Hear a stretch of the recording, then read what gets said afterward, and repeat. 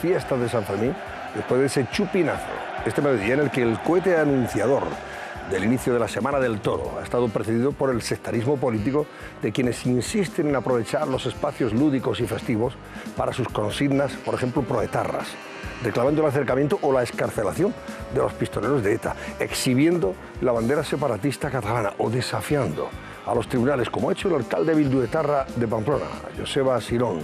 Ha izado la ikurriña en uno de los mástiles oficiales del balcón del ayuntamiento junto a las banderas de la ciudad, de España y de Navarra. El alcalde pamplonés se ha pasado la Constitución y la ley por el arco del triunfo, izando una enseña que no es la oficial de Navarra, y de paso alimentando la polémica en la sociedad navarra, en la política de esa comunidad foral, mayoritariamente contraria a que en sus ayuntamientos ondee la ikurriña, la bandera del País Vasco. Así que, bueno, pues de todo esto hablaremos después, por ejemplo, con la portavoz popular en Navarra, Ana Beltrán. Sí, Carlos Cuesta, buenas noches, Carlos. Muy buenas. Buenas noches, Sandra Fernández. Muy buenas noches. Muy buenas noches, Antonio Naranjo. Por esta parte, Alfonso Merlos, buenas noches, amigo. Antonio, ¿Cuánto tiempo sin verle a usted? Luis Salvador, buenas noches. Buenas noches. Y Vamos a Aitor ver la Ribeiro. película. Oye, luego nos aclaras. Me decía Carlos, dice, esto de la rebaja... Es que yo, como estaba Sí. con lo de las películas, o Sí. sea, ayudemos a los autónomos y bajemos los impuestos. Y bajemos los impuestos, ¿no? Sí. Pero bajemos los impuestos para ver más cine o Y para... vas a poner luego Sí. críticos Para a favor y en todo. contra. Entonces ya hablamos con Carlos Cuesta. Esto te acaba de hacer la gran evasión, no te ha La contestado gran nada. evasión, efectivamente. Claro, te iba a preguntar, dice, esto de la bajada de si ganas menos de 14.000 euros no declarar la declaración de la renta, incluye que no te van a, en fin, deducir absolutamente nada de esos 14.000 euritos. Como este programa se trata de ser didácticos, Sí. se lo explicaremos a los televidentes. En su momento. De manera que lo van a entender todos, Bueno. a pesar del intento así de silogismo aristotélico al que le someterá Carlos Cuesta. Bueno, no nos esperamos entonces a José María Gay, o sí, que será el profesor Gay de Líbano. Será Animación fallo, dos. será fallo. Gay de Líbano se encargará entonces de explicarlo.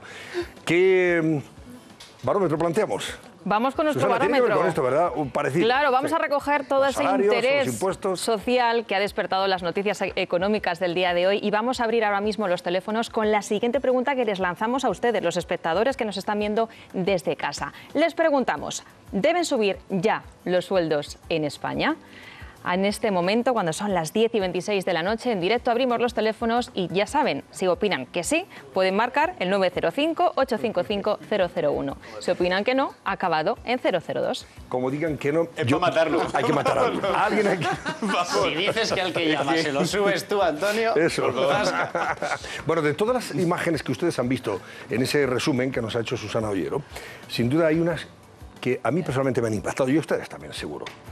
Las imágenes en las que el fiscal del juicio que ha juzgado a ese sujeto miserable, el llamado parricida de Moraña, que asesinó a sus dos niños, a sus dos niñas con una radial, no ha podido el hombre contener la emoción y las lágrimas han aflorado en su cara e incluso ha tenido que pararse porque no podía seguir cuando estaba leyendo, ¿verdad? Las conclusiones y la petición, lógicamente, etcétera, etcétera. Le han pedido... No sé si ha quedado visto para sentencia, el juicio sí, pero no, le han pedido prisión permanente revisable. Es la Correcto, primera prisión correcto. permanente revisable que se pide en España. Se supone que le han condenado a Pero prisión ya está permanente condenado. Ha sido condenado. Ahí está la sentencia. Bueno, el pues primer caso de condena. la primera Sí. condena, efectivamente. Esa era la exposición del fiscal, pero luego le han... La exposición del fiscal. condenado. En cualquier Sí, caso, de verdad que ha sido especialmente conmovedor ver al fiscal que no ha podido contener las lágrimas. Claro, cuando ha narrado, Carlos, la barbaridad que cometió este sujeto, La la narración atrocidad de los hechos La narración juzgados. es terrorífica, ¿eh? Es terrorífica. O sea, con dos niñas pequeñas... A ver si y- podemos ver las sí, imágenes, por favor, sí, sí. mientras tanto, de nuevo. Pero además intentan defender. Venga, sigue, Carlos. No, hay dos niñas pequeñas. Primero va por la más pequeña. Ay, mira. 6 y 9. Ahí está, vamos Sí. a ver, Carlos, espera un momento. A ver si podemos oír al fiscal. Ahí está. Mientras el fiscal lloraba emocionado, el acusado recibía impertérrito su condena, que a su edad casi se puede asegurar que es de por vida. Es que no ha podido seguir el hombre. Pero no me extraña, Antonio. Yo tengo tres hijos, tengo dos niñas que prácticamente coinciden con esa edad. Y yo venía escuchándolo a la tertulia, venía escuchándolo en el coche y de verdad que es que se te hacía un nudo en la garganta. O No sea, me extraña que haya el hombre... a la niña más pequeña, que tiene 6 años, la pequeña 6 y 9 tenía, años, sí. va con una radial y le empieza a asestar cortes en el cuello. Y cuando ve que todavía no ¿Pero la ha que es tu matado, hija? ¿Cómo puede? coge un cuchillo de cocina y termina de degollarla.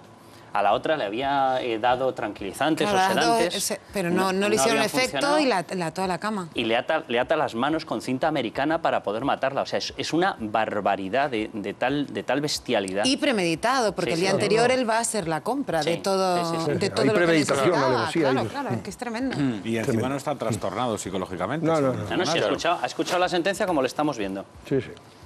O sea, la cosa es tremenda. En fin. Honestamente no sé Bueno, cómo pues no nos se parece quita muy, de medio. muy acertada la prisión permanente revisable y que el resto de su vida lo pase encarcelado este sujeto. Que lo pague, por lo Y un menos. precedente Salvo que, importante también, salvo que lo demuestre. Es decir, salvo que demuestre que es una persona reinsertable en la sociedad. Es verdad que las imágenes y el relato son verdaderamente escalofriantes, son estremecedores, pero precisamente cuando el legislador puso la prisión permanente revisable era en previsión de que hubiese determinadas personas que por haber hecho hechos tan repugnantes como los que se están narrando, pues no tuviesen arreglo, no tuviesen solución y significasen una amenaza para la sociedad. Esta persona tendrá que demostrar ahora dentro de prisión que no es una amenaza De para la momento que sociedad. no demuestre nada, que se quede ahí No, no, está por claro. los siglos Tiene de los unos siglos. cuantos también. años para pensar. Bueno, pues faltan 21 minutos para las 11 de la noche. Uf, se me ha hecho eterno esta pausa. Yo que tenía ganas de comenzar de nuevo. Por cierto, les recuerdo que la vida pasa muy rápido. Y un segundo, fíjense, un segundo solo puede cambiarlo todo. El tiempo que dura un segundo es el tiempo de un accidente de tráfico para cambiar tu vida de forma completa y para siempre. Cuando conducimos, un gesto como cambiar la radio, adelantar sin mantener la distancia de seguridad o el consumo de alcohol y otras drogas puede ser fatal. Siempre creemos que a nosotros no nos va a pasar, pero lo cierto es que estas decisiones han cambiado la vida de muchas personas, como a los protagonistas que cuentan su testimonio en la última campaña de la Dirección General de Tráfico. 3 historias contadas para evitar que otros lo repitan. Al volante, un segundo es una vida y no te puedes permitir cambiarla. Por supuesto, tampoco perderla. Ese es el mensaje de la DGT. ¿Cómo está el barómetro a esta hora? Porque vamos a acercarnos hasta Cáceres, que quiero saber qué ha pasado con esa familia que hoy ha sido víctima de una tromba de agua cuando practicaban barranquismo. Se los ha llevado por delante y, desgraciadamente, 2 niños pequeños, los padres han muerto. Pues sí, vamos a recordar esa pregunta que hemos lanzado hoy, es si deben subir ya los sueldos en España, y actualmente, ahí lo vemos, un 52% de los espectadores opina que sí, frente a un 48% que opina lo contrario. Pueden seguir llamando al 905-855-001 o terminado en 002 si opinan lo contrario. ¿Alguno de vosotros hace o ha hecho barranquismo? ¿No sois deportistas? Bueno, yo lo he hecho. ¿Tú se has una hecho, vez. Aitor? Sí. ¿Y? Sí, sí. ¿Es tan Bien, peligroso muy- como puede sugerir lo que ha ocurrido hoy en el Valle del Jerte? Desconozco las medidas de seguridad y las circunstancias en las que ha ocurrido, pero bueno, entiendo que si hay una crecida del río muy fuerte con las tormentas que estamos teniendo hoy en toda España, es posible que te ocurra. Además, hay que tener unas medidas de seguridad que a lo mejor no son, pero si te despistas un poco, pues a lo mejor uno se va y arrastra a los demás. Porque tienes que ir un momento entre piedras, entre... Sí, va siguiendo el cauce del del río río, pero por la tirando- zona más abrupta, ¿verdad?, de ese río. Sí, intentando buscar además un poco, se trata además de buscar Sí, un poco de emoción y un poco de riesgo controlado. Hay Sí, también sí, sí. distintos niveles, claro, hay cosas que son más sencillitas y hay gente que hace auténticas locuras, pero es verdad que si estás solo no vas con... Tampoco, o sea, no conozco el caso en detalle, pero si estás solo no vas con gente que sepa y te despistas un poco, puedes tener un Oye, susto. Iban con un monitor. Iban con un monitor. Iba Vamos a con ver qué un nos cuenta monitor. Cristina Higueras. Cristina Higueras es la delegada del Gobierno en Extremadura. Doña Cristina, buenas noches. Cristina Herrera. Cristina Herrera, perdón, ¿he dicho Higueras? Pues discúlpeme, ¿qué estaría yo pensando? Cristina Herrera. Bueno, doña Cristina, vamos a ver, estamos hablando de una familia de don Benito que fallece, muere a consecuencia parece ser de una subida o crecida del río, ¿verdad? Que se los lleva por delante cuando estaban explorando o haciendo... Mire, lo primero de todo creo que Sí. es un día muy triste para Extremadura, la muerte de esta familia entera, menos un niño de 6 años. Esta familia, al parecer, está haciendo barranquismo, que es un deporte que se hace en esta zona, en la zona que se llama los Pilones del Jerte, pero en la zona mucho más sencilla, en la que menos riesgo tenía y que era un sitio para principiantes. Iban con un monitor, los niños iban completamente con las equipaciones necesarias para ello y parece ser porque todavía la policía judicial está investigando, o se sabe si a consecuencia de un chubasco, que ha caído una tromba de agua o que ha habido un embalsamiento y han caído las ramas, pues ha caído una tromba de agua, eso sí que es verdad, que nos ha llevado por delante. El niño de 6 años, afortunadamente, fue como ladeado por el mismo agua en una zona del río, una parte del río, se agarró una rama y pudo ser rescatado. Las 2 niñas fueron, cuando han sido rescatadas, se han llevado al centro de salud, han estado 2 horas y media intentando reanimarlas, no ha sido posible y uno de los padres se encontró ya flotando y el otro también había fallecido. Con lo cual creo que es un día bastante desgraciado. No entendemos cómo ha podido suceder también el tema de esta forma. El monitor se le está tomando declaración, se toma declaración, todavía no se sabe exactamente cómo puede ser la causa de la muerte. Pero sí que en principio, decir que es en la zona más sencilla, para principiantes. Sí. Nos contaba el alcalde que es una zona allí del Jerpe, que él ha jugado allí toda su vida. Y bueno, desgraciadamente lo único que podemos es dar el pésame a la familia, a los familiares de esta horrible tragedia, por lo menos para nosotros y del Gobierno de España, dar ese pésame. Bueno, pero claro, hoy también las condiciones atmosféricas o del tiempo probablemente no eran las más adecuadas, ¿no?, para hacer este tipo efectivamente, de la predicción de la zona era que había intervalos nubosos cubiertos, claro, y chubascos acompañados, claro, de tormentas localmente fuertes en el norte y este de la provincia de Cáceres. Las predicciones se han cumplido. Yo estaba al otro lado, estábamos en la vera por otro accidente que hubo ayer de una balsa que se abrió y llegó a un pueblo, y realmente a nosotros sí que nos ha caído una pequeña tromba de agua. Entonces, si esa tromba de agua está en esa zona, hay un embalsamiento, pues ha caído la tromba hacia esta familia y ha dado un golpe a algunos familiares que se ha llevado por delante. La verdad que es una desgracia importante y estamos todos consternados, la verdad.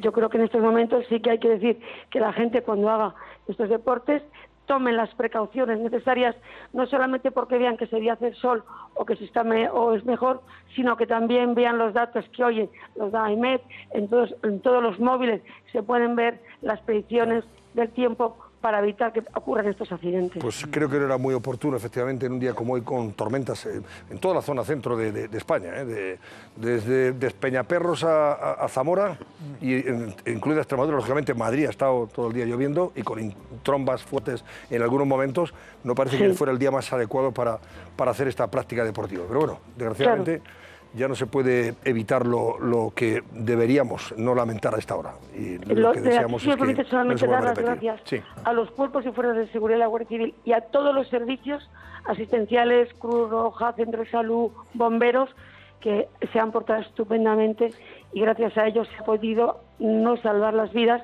sí del pequeño, pero sí con la rapidez que una vez que sabíamos que habían desaparecido, se han encontrado el resto de los cuerpos. Una cosa más, delegada, la familia es García Margallo, se llaman de apellido, porque me preguntaba el ministro y colaborador del programa. ¿Es García Margallo? Efectivamente, ¿Ah, sí? Efectivamente. ¿Perdón? Sí, que se llama García Margallo, el padre. Efectivamente, el padre. Familia, el matrimonio tenían 42 y 43 años y las niñas fallecidas 9 y 11 años. De Don Benito, ¿no? Qué horror. De Don Benito. Badajoz. Bueno, pues, Badajoz, sí. Cristina Herrera, delegada del Gobierno de Extremadura. Gracias, buenas noches. Nada, muchas gracias a ustedes. Nos preguntaba por línea interna García Margallo si era el apellido, a ver si no sé, algún pariente que tenga por ahí, por la zona de Extremadura. Es tremendo de todas formas, no sé, a veces... A lo mejor nosotros los seres humanos hacemos a veces... Claro, a toro pasado es fácil hablar, siempre en estos casos, pero es verdad que si la situación atmosférica o del tiempo no es la más adecuada... Precisamente por eso llevas un monitor, que es lo que yo me estaba preguntando. Bueno, porque había, por lo visto, la previsión era de chubasco. De repente le sorprendió la tromba de agua, la crecida del río... Lo que quieras, pero que precisamente un monitor se supone que es capaz de percibir, controlar o intuir. Yo no lo sé, no quiero decir nada. Me hubiera gustado preguntar a la delegada si han hablado con el monitor, que parece ser que él sí ha sobrevivido, ¿no? Hombre, el monitor es un profesional, se supone que no va por libre, es decir, que hay una estructura detrás. Es verdad que ha sido un día muy complicado en buena parte de España, que ha habido trombas de agua, tormentas, que iban y que venían. Madrid, que estaba inundada. Claro, los coches, han sido tragados por una riada y una calle. También es verdad que era una familia joven, los padres eran jóvenes, que la ruta teóricamente era sencilla, que tampoco significaba o representaba un gran riesgo, era una ruta para principiantes, que iban acompañados de un monitor y tendrá que dar, por así decirlo, explicaciones a la empresa en relación a la información de la que disponía. Extremadura es una tierra maravillosa, hay muchos barrancos, hay muchos desniveles, hay muchas gargantas, en estas zonas a veces tienes que ir a pie, en otras zonas tienes incluso que nadar un poco, vas en medio del agua, pero a lo mejor ha sido simplemente un accidente y la previsión tampoco podía anticipar que iba a caer esa tromba tal y como ha caído. Decía lo contrario, pero me dejadme que... Vamos a ver, Susana Ollero, que vamos a pasar de una noticia triste a otra que es festiva y lúdica, pero que no deja de estar politizada. Siempre cuando llega el chupinazo tenemos el lío montado.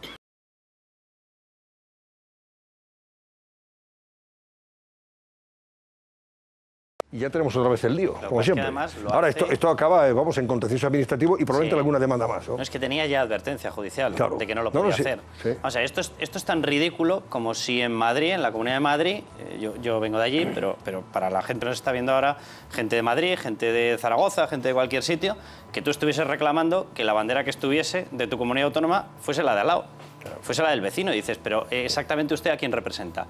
A usted como alcalde, claro, la historia está en que es un alcalde de Bildu, claro, entonces la pregunta tiene respuesta ya implícita, ¿no? ¿A quién está representando él? Es que realmente él no está representando a los pamplonicas, no los está representando. Él se siente mucho más atraído por otro tipo de tesis. Este es el problema ahora, es la persona que ha salido, elegida como ha salido, pero cuidado, elegida como ha salido y luego apoyada por quien ha sido apoyado. O sea, el caso de Navarra y el caso de Pamplona empieza a ser dramático. O sea, tanto en el ayuntamiento donde está Bildu, con Joseba Sirón, como Uxue Barcos. Uxue Barcos es una persona que está apoyada en estos momentos por Bildu y está apoyada por Podemos. Y bueno, el Partido Socialista se puso de canto, porque el Partido Popular y UPN le hicieron la oferta de que para que no gobernasen, los nacionalistas, independentistas, etcétera, etcétera, que les regalaban los votos. Y la respuesta del Partido Socialista de Pedro Sánchez fue, no, no lo cogemos. Y le dijeron, ¿por qué no pacta usted con Izquierda Unida? Y les dejamos gobernar. Y dijeron, no, no lo hacemos. Y permitimos que gobierne en Navarra Geroa Bai, de la mano de Bildu y de la mano de Podemos. O sea, es una cosa dantesca lo que está ocurriendo. Y resulta que te sacan una bandera que no representa a aquellos que les pagan los impuestos, los sueldos, su capacidad de administración. No, cogen una bandera de una comunidad autónoma vecina. Y dices, pero bueno... Pero además, Carlos, no es un hecho aislado en el sentido de que hace nada en el Parlamento de Navarra se votó el cambio de la ley de símbolos. Sí, la llamada ley de banderas. Claro, que precisamente lo que para intenta es sanciones. abertzalizar, por decirlo de alguna manera, el conjunto de Navarra, y tampoco hace nada. Acordaos de que antes de la visita de los Reyes a Navarra, Pamplona, también el Parlamento despreció esa visita institucional. A mí me parece muy preocupante porque, sin ponernos estupendos, si juntas lo que pasa en Navarra, lo que pasa en Cataluña, algunas otras derivadas que hay en la Comunidad de Valencia, y bueno, lo de siempre en el País Vasco y Baleares, me parece a mí que tenemos un serio problema sin necesidad de sacarlo de madre. Es decir, simplemente leyendo los hechos y las decisiones y los discursos que se tienen en estas comunidades, yo creo que tenemos un serio problema. Tenemos un serio problema. Y si a eso le añades, y espera, Sandra, y le añades una última cosa, que luego se me enfadan, pero es verdad, todos estos movimientos nacionalistas de distinta intensidad coinciden con el mayor grupo parlamentario que ha habido nunca en la historia del Congreso, que es Podemos, que lo mira con simpatía. Es decir, tenemos un serio problema, si a eso le añades la fragmentación del Congreso, un gobierno con los diputados que tiene, yo creo que no lo tenemos que tomar en serio. Sé que cuando hablas de la cuestión nacional todo el mundo te llama antiguo y parece que esto es una cosa antediluviana que no deberíamos tratar, pero... Por donde has terminado, o sea, para que esta gente pueda gobernar como lo están haciendo, evidentemente Podemos es fundamental, pero también la actitud del PSOE, lo que se ha dicho antes. Totalmente. O sea, el PSOE es el que tiene la llave de permitir que esto suceda o que no suceda. Sí, sí. Y por tanto, o sea, hay que exigirle también la responsabilidad. Lo digo porque lo estamos viendo, como habéis dicho, con la fragmentación que hay en el Congreso en este momento, con determinado tipo de medidas o con gobiernos en determinado tipo de ciudades. O sea, en Madrid gobierna Carmena, pero el PSOE algo tiene que ver. O sea, por tanto, el Partido Socialista está posibilitando que esta gente, que a su vez está apoyando a Bildu, y que a su vez está apoyando a las personas que están colocando, lo que se ha dicho aquí, una incurriña en Navarra, y que el otro día no querían recibir a los Reyes, o les hicieron... Quiero decir, todo esto, el PSOE lo está avalando, un partido que se define como constitucionalista. O sea, por tanto, yo creo que ahí es donde hay que poner el foco y el que tendrá que responder. Mira, es corresponsable. De todas formas, me sorprende a veces determinadas cuestiones, porque estamos hablando de la Icurriña como si fuera una bandera a vetar, o una bandera que per se sea problemática, cuando creo que no lo es. Y la comparación, respondiendo un poco a Carlos, entre, no sé, Madrid, Castilla-La Mancha, y entre Navarra y el País Vasco, yo creo que no es la más correcta, porque es que incluso la Constitución recoge una disposición para que si los navarros quieren, solo si quieren, puedan unirse con el País Vasco. ¿Y se ha ejecutado ahí? No, claro que no. Vale, no se ha ejecutado, pero yo estaba equivocado. Que no es que Navarra y País Vasco sean dos regiones que se dan la espalda históricamente, ni muchísimo menos. Históricamente casi han formado parte de una misma unidad en muchos momentos de la historia. En muchos momentos de la historia. Según eso. Bueno, bien, y entre Cataluña y Aragón existen también determinadas... Es más, metamos media España en Castilla y León, según esa tesis. No, pero entre Aragón y Cataluña existen también determinadas complicidades que no existen entre otras comunidades tiene sus autónomas. símbolos que le representan. Correcto. Aquí hay dos lecturas. No, pero que... Es que no es lo mismo Navarra y País Vasco que Madrid y Castilla-La Mancha. Es que no es igual. Como apadrinado navarro, simplemente déjame que te explique una cosa. El navarro tiene un sentimiento navarro. ¿Vale? El vasco tiene un sentimiento vasco. Lo digo porque yo a ti te he visto defender esto de los sentimientos en otras tertulias. Ahora va a resultar que la única comunidad autónoma que no tiene derecho a tener su bandera, su régimen autonómico, es Navarra. Pero si la bandera de Navarra está ahí, tiene su régimen foral y en ningún momento... ¿Tú has visto que Asturias ponga la bandera de Galicia en algún acto? ¿Tú has visto que que Murcia ponga la bandera valenciana en algún acto? ¿Pero por qué? ¿Tú no crees, Aitor? ¿Pero por qué? Aitor, pero es que no creo que haya nadie en Murcia que desee poner la bandera de la Comunidad Valenciana.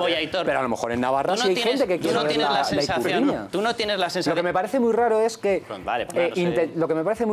y en el caso de Cataluña también sucede mucho, que digamos, no, son España, todos somos todo lo mismo, tal, pero me chirría tu símbolo, pero no me... es que no me gusta, tal.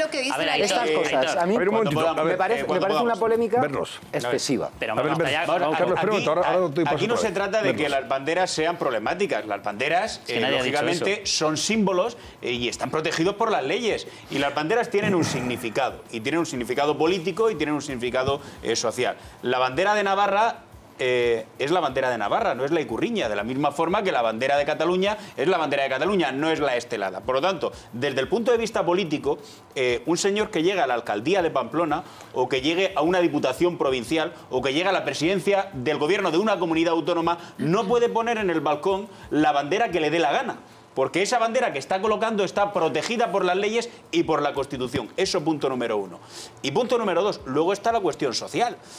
Dices tú, claro, es que si hay gente que piensa que tiene que colocar en Navarra la Ikurriña, ¿por qué no lo va a hacer? Lo puede hacer perfectamente. Desde el punto de vista institucional no, pero desde el punto de vista social lo puede hacer. Ahora, la reflexión es, esas banderas que se colocan como una Ikurriña en Navarra, ¿sirven para crear unión entre los españoles? ¿Sirven para que se refuerce mejor la identidad de esa comunidad autónoma? ¿O, por el contrario, sirven para generar discordia y división? Y esa es la segunda lectura. ¿A qué ayudan realmente la colocación de esas banderas en esos sitios? Voy a saludar a Ana Beltrán. Ana Beltrán es la portavoz del Partido Popular en el Parlamento de Navarra y hoy han dicho que está analizando la posibilidad de interponer una denuncia contra el alcalde de Pamplona, contra Joseba Sirón, por prevaricación. Ana Beltrán, buenas noches. ¿Está usted por ahí? Aquí estoy, ¿se me oye? Ahora ya presidenta del PP de Navarra, ¿qué he dicho? ¿Qué había dicho, Ana? Portavoz. Bueno, portavoz y presidenta. Pues, está bien dicho. ¿A que sí? ¿Si es usted la única? Sí, así es. Es portavoz y presidenta del Partido Popular de Navarra. Bueno, dice usted que va a presentar una denuncia contra el alcalde Asirón por prevaricación. Sí. ¿Por haber hecho esto? Sí. Estamos analizando jurídicamente si es viable, porque desde luego está claro que el alcalde de Pamplona sabía perfectamente que la ley impedía poner la Ikurriña, la bandera de otra comunidad, y desde luego él ha tomado una decisión a sabiendas de que es injusta y que es ilegal. Por lo tanto, estamos valorando jurídicamente, lógicamente todavía no lo hemos hecho hasta que no tengamos la certeza de que es viable la denuncia por prevaricación, pero desde luego sí que pretendemos hacerla. Y además ya la delegación, el Gobierno de España, ya ha interpuesto un requerimiento jurídico-administrativo para, desde luego, dejar bien claro que esa bandera está puesta de forma ilegal.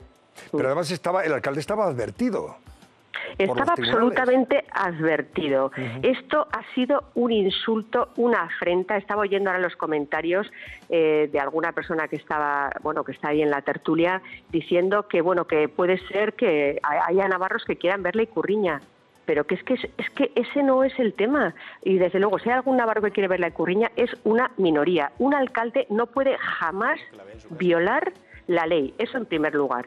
Y segundo, él ha dicho bien claro qué es lo que quería. Este alcalde de Bildu, pero no solo el alcalde, la presidenta Barcos también, que también dijo que le gustaría ver colgada la Ikurriña del balcón del Ayuntamiento de Pamplona. Y ya ha sido efectivo, ya lo han hecho. Por eso derogan la ley de símbolos, pero aún y todo, derogando la ley de símbolos sigue siendo ilegal colocarla. Y desde luego esto no es algo baladí. Lo han hecho con el único objetivo de que desde todo el mundo, porque el chupinazo en San Fermín es muy conocido y se retransmite mundialmente para que todo el mundo viese que Navarra es Euskadi, que es lo que quieren hacer ver, que Navarra es Euskadi. Por eso es un insulto no solo a los pamploneses ni a los navarros, también a todos los españoles. Y crea una gran fractura social, que eso también he oído que lo decíais. Por supuesto que crea una fractura social irremediable y desde luego es tremendo la decisión que ha tomado el alcalde, que casualmente al acabar el chupinazo la ha quitado. ¿Por qué la ha quitado? Pues porque sabía que estaba incumpliendo la ley. Correcto. No, y ya se han venido los focos. Claro, las televisiones ya no estaban ahí. Claro. En cualquier caso, que quede claro que la Ikurriña no es una bandera ilegal o alegal, no, es una enseña constitucional. Por el supuesto, problema es que pero no es la nuestra, debe ondear Antonio, en los claro. mástiles oficiales de aquellos ayuntamientos de Navarra. Otra cosa es que las pueda exhibir en su, como hemos visto ahí, en el balcón de su casa lo puede exhibir quien quiera. Incluso en la plaza, como han llevado ahí, ha visto ya, ¿no? Qué gran bandera, qué gran Ikurriña han desplegado los chicos que estaban ahí participando de la fiesta. Eso es distinto. Sí, una estelada. Que lo estamos hablando es del mástil Sí. oficial del ayuntamiento. Que es distinto. Así es. Efectivamente. Bueno, Ana Beltrán, vamos a ver qué pasa. Sí, pero ¿están ustedes estudiando todavía la posibilidad de presentar esa denuncia? ¿O ya Sí, la han por decidido? supuesto. No, estamos estudiándola todavía porque, pues hay que asegurarse bien de que sea viable, pero en cualquier caso el insulto y el daño después, si recuerdan una manifestación que hubo masiva el 3 de junio para defender nuestra bandera y que no colocasen la de otra comunidad, pues el alcalde Asirón y la presidenta Barcos pues han hecho caso omiso de lo que quiere la mayoría de los navarros, que es que no queremos ver la bandera de otra comunidad muy respetable, la del País Vasco, pero no es la nuestra. Ana Beltrán, presidenta del PP de Navarra. Gracias, buenas noches, Ana. Muchísimas gracias, Antonio, un abrazo. Sobre esto, y felices fiestas, que discurra la fiesta en San Fermín, por encima de cualquier otra circunstancia. ¿Sabes lo que cantábamos cuando estábamos de San Fermines? ¿Qué cantabais? Porque esto ha ocurrido toda la vida. De hecho, han estado parando, cuando era Batasuna, paraban el Reo Reo famoso, tal. Y se cantaba siempre, por la gente que estábamos a las fiestas, no a esto, fiestas sí, política no. Sistemáticamente han estado colando la política en las fiestas. Sistemáticamente. Sistemáticamente. En los años de plomo, ahí había más que palabras. Pero fíjate qué llamativo, la misma gente que está defendiendo el derecho a decidir de Cataluña le niega a Navarra el derecho a seguir siendo lo que quiere ser.